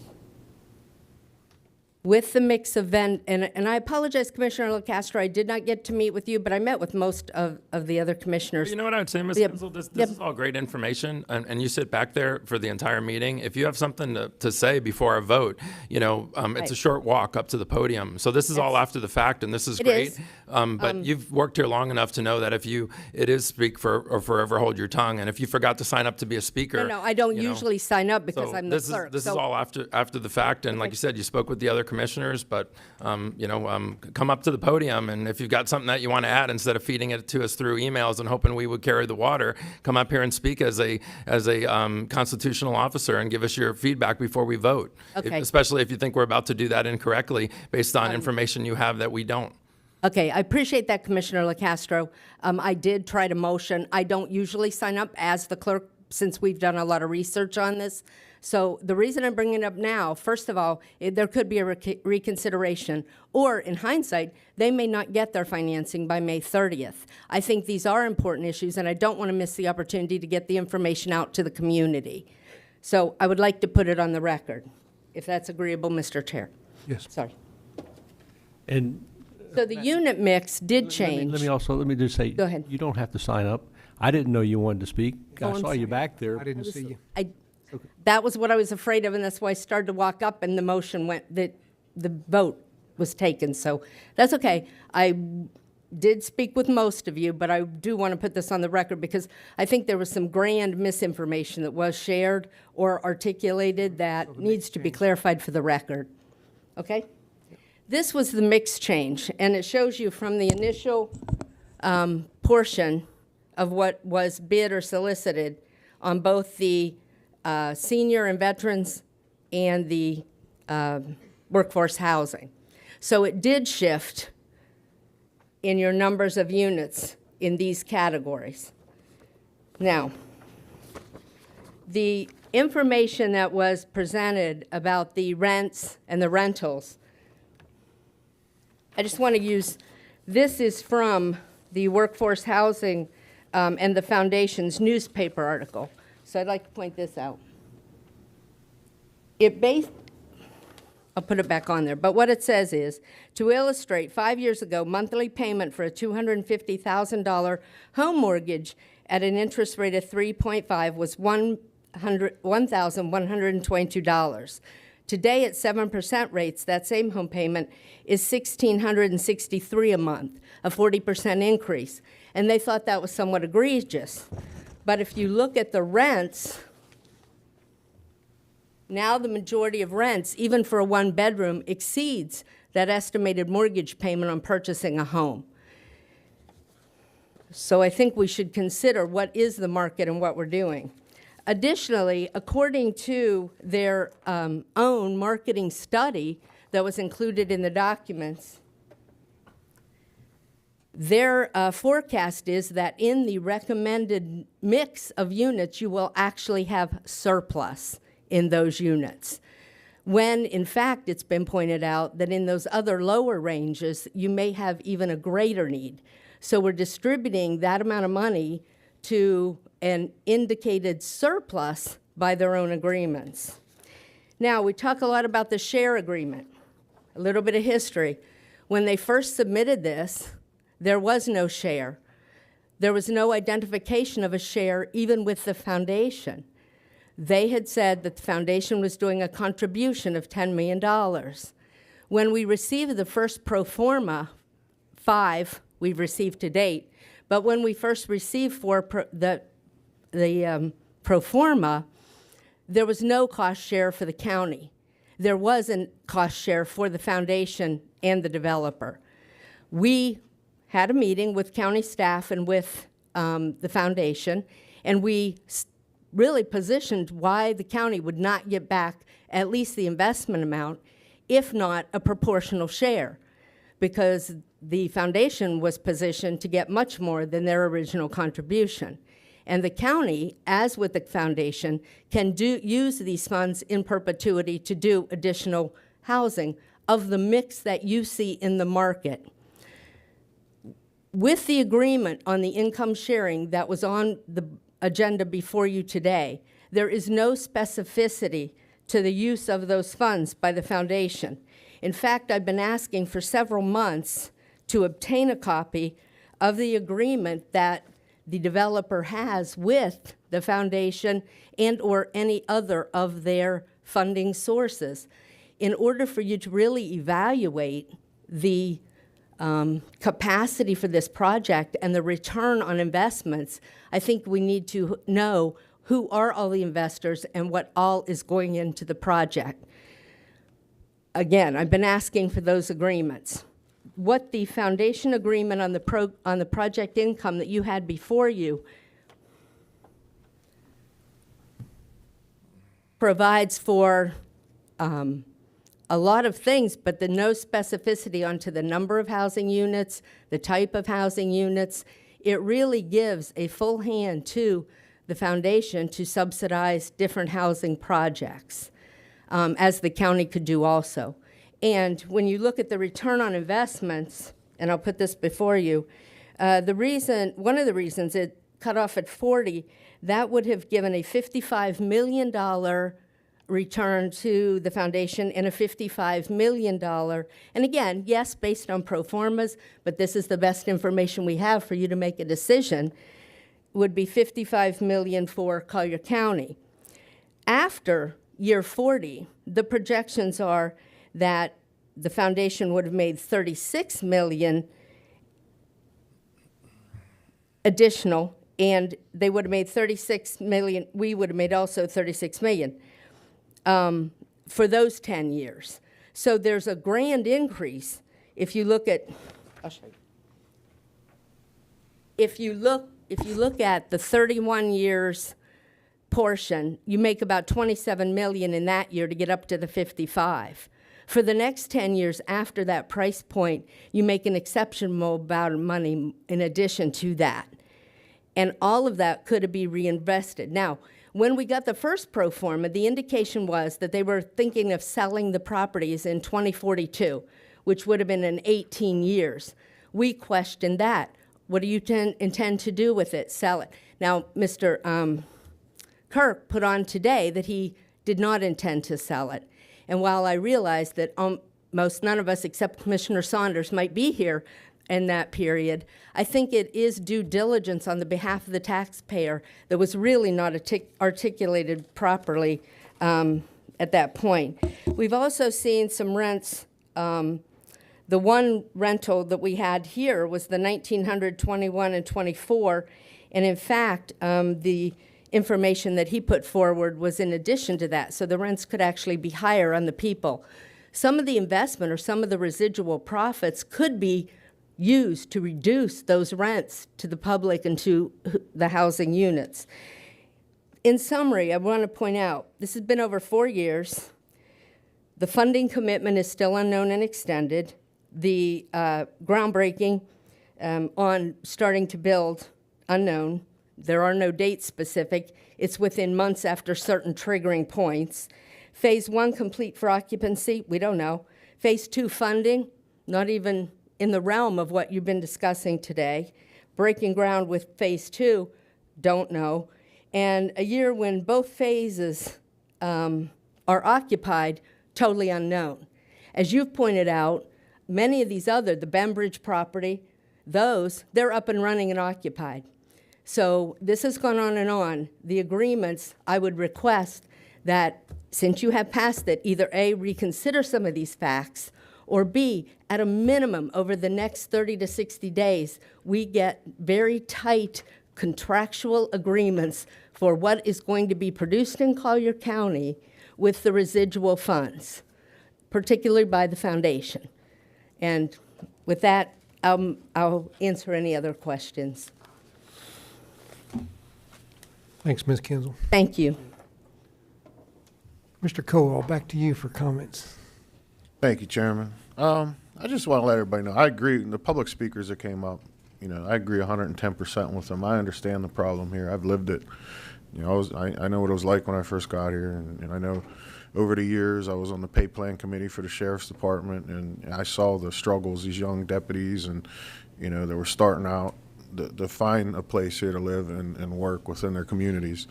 And believe me, I know the struggles, and I agree 110%.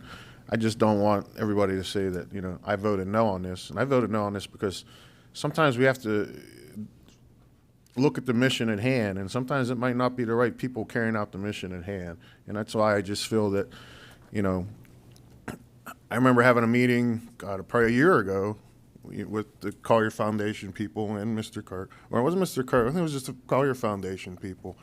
And they were concerned because things weren't moving along, and one of their largest contributors was ready to claw back their money.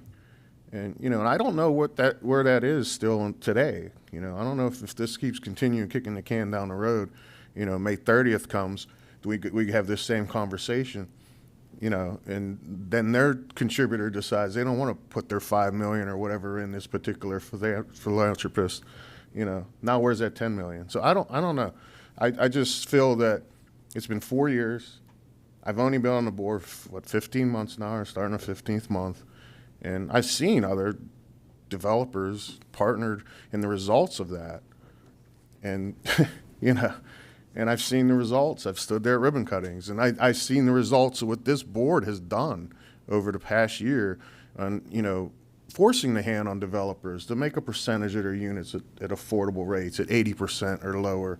You know, I think we had the Ascend project where we're at 30% of their units just to get approved. You know, they're paying taxes. They're paying a volume tax on their properties, and they're going to pay taxes to the community. They didn't have to do that, but, you know, they saw the need. So by no means I'm against the end result of this project. I just don't know if we have the right team doing the mission, if that makes any sense. So I just want to make sure you get that on the record. Commissioner Saunders. Okay, I don't have any comments on the project. I assume we're still wrapping up. This is just the end. Our communications. Yes. Okay, I've got 14 items I want to go through. 3 minutes apiece. I've talked to our staff. There's been a lot of publicity over the last certainly years, but it's accelerated, I think, in the last several months with cyber issues, cyber attacks. There was a report to Congress concerning some major efforts by the Chinese to infiltrate our systems around the country. And I just want to get a report back from the staff on what we're doing to make sure that our systems, our water systems and all of that are being made as secure as we can. Obviously, that requires funding sometimes, but I think that if you need additional funding for security for our computers and all of our systems, that's money well spent. So I just like to get something back from staff on that. Secondly, we do have House Bill 1365 dealing with homeless camps. And I think we're going to need to take some action in reference to that. I'd like the county attorney to report back to us on what, if anything, we need to do to make sure that we're in compliance with that and we have the right structure, whatever we need to do. I've not read the bill. I've just heard about it and read a little bit about it, but I've not read the bill. So I don't know if there are any mandates on the part of local government to set things up. So I want to get a report back from the county attorney. And then finally, this is something that Commissioner McDaniel had brought up some time ago, and we all talked about charter schools and the possibility of charter schools popping up here or there. And when I talked to Jeff Klatzkow about that, he made it seem pretty clear that we didn't really have a whole lot, if any, authority to deal with that. But I'd like a full report from the county attorney on what it takes to form a charter school, just in general. We don't need details about what has to be presented, but what does it take, and can we intervene at any point in that process, and do we have any authority at all? So in other words, I think the Ascend project may be the project where that came up, where the thought was, well, there could be a charter school there. Well, it turns out there is going to be a charter school not too far from there, but in a neighborhood. And I think you're right, Commissioner McDaniel. I think those are the types of projects that we could see more of those. And so I think we just need to know if we have any authority at all. And if we don't have any authority right now, do we have the ability to pass any ordinances to create some authority? We'll take a look at that, Commissioner. I know that a lot of the authority is governed by a combination of interlocal agreements and Florida statute. And it's a little bit, I took a high vision look at it the other day, and it's pretty complex, but we'll break it down. My understanding is we do have an interlocal agreement, but it has expired. Right. And generally, although there's exceptions, you have to treat a charter school the same way that you treat a school district school for planning and zoning purposes, is my understanding. But it's a little bit more complex than that. Maybe that agreement needs to be refreshed, because as I said, I understand it has expired, so. And I was just kidding about the other 9 or 10. 14. 14, yeah. You're going to pass on the 13 or the 12? I can come up with some if you'd like. I've got an item that's going to come up. I'm in the process of working on it, but basically it's a safety issue, and I just want to let y'all know what it's going to be because I don't want to have a big conversation when it comes. But at the end of Creighton Drive, right there where Naples Grand Hotel is, Creighton comes in and it dead ends in Pelican Bay, and all the cyclists and all the pedestrians, we cross that and we go into the tennis court parking lot and dodge the little concrete things and then jump out on Seagate to turn left. I'm going to propose just to put a straight path, just a pedestrian and a cycling path with a bollard so that, not even a golf cart can get through there. I'm not going to involve, get involved with all the public comment and all of that. So I'm probably going to try to bring that up in the next meeting so that it's a safety issue. Other than that, I thought we had some pretty decent conversation today. There are lessons to learn from this project, and I appreciate you pulling off the tourism thing, and I thought we had some good conversation there. We're going to have some things coming back from staff that I think will be helpful. And with that, it's supper time. We're adjourned.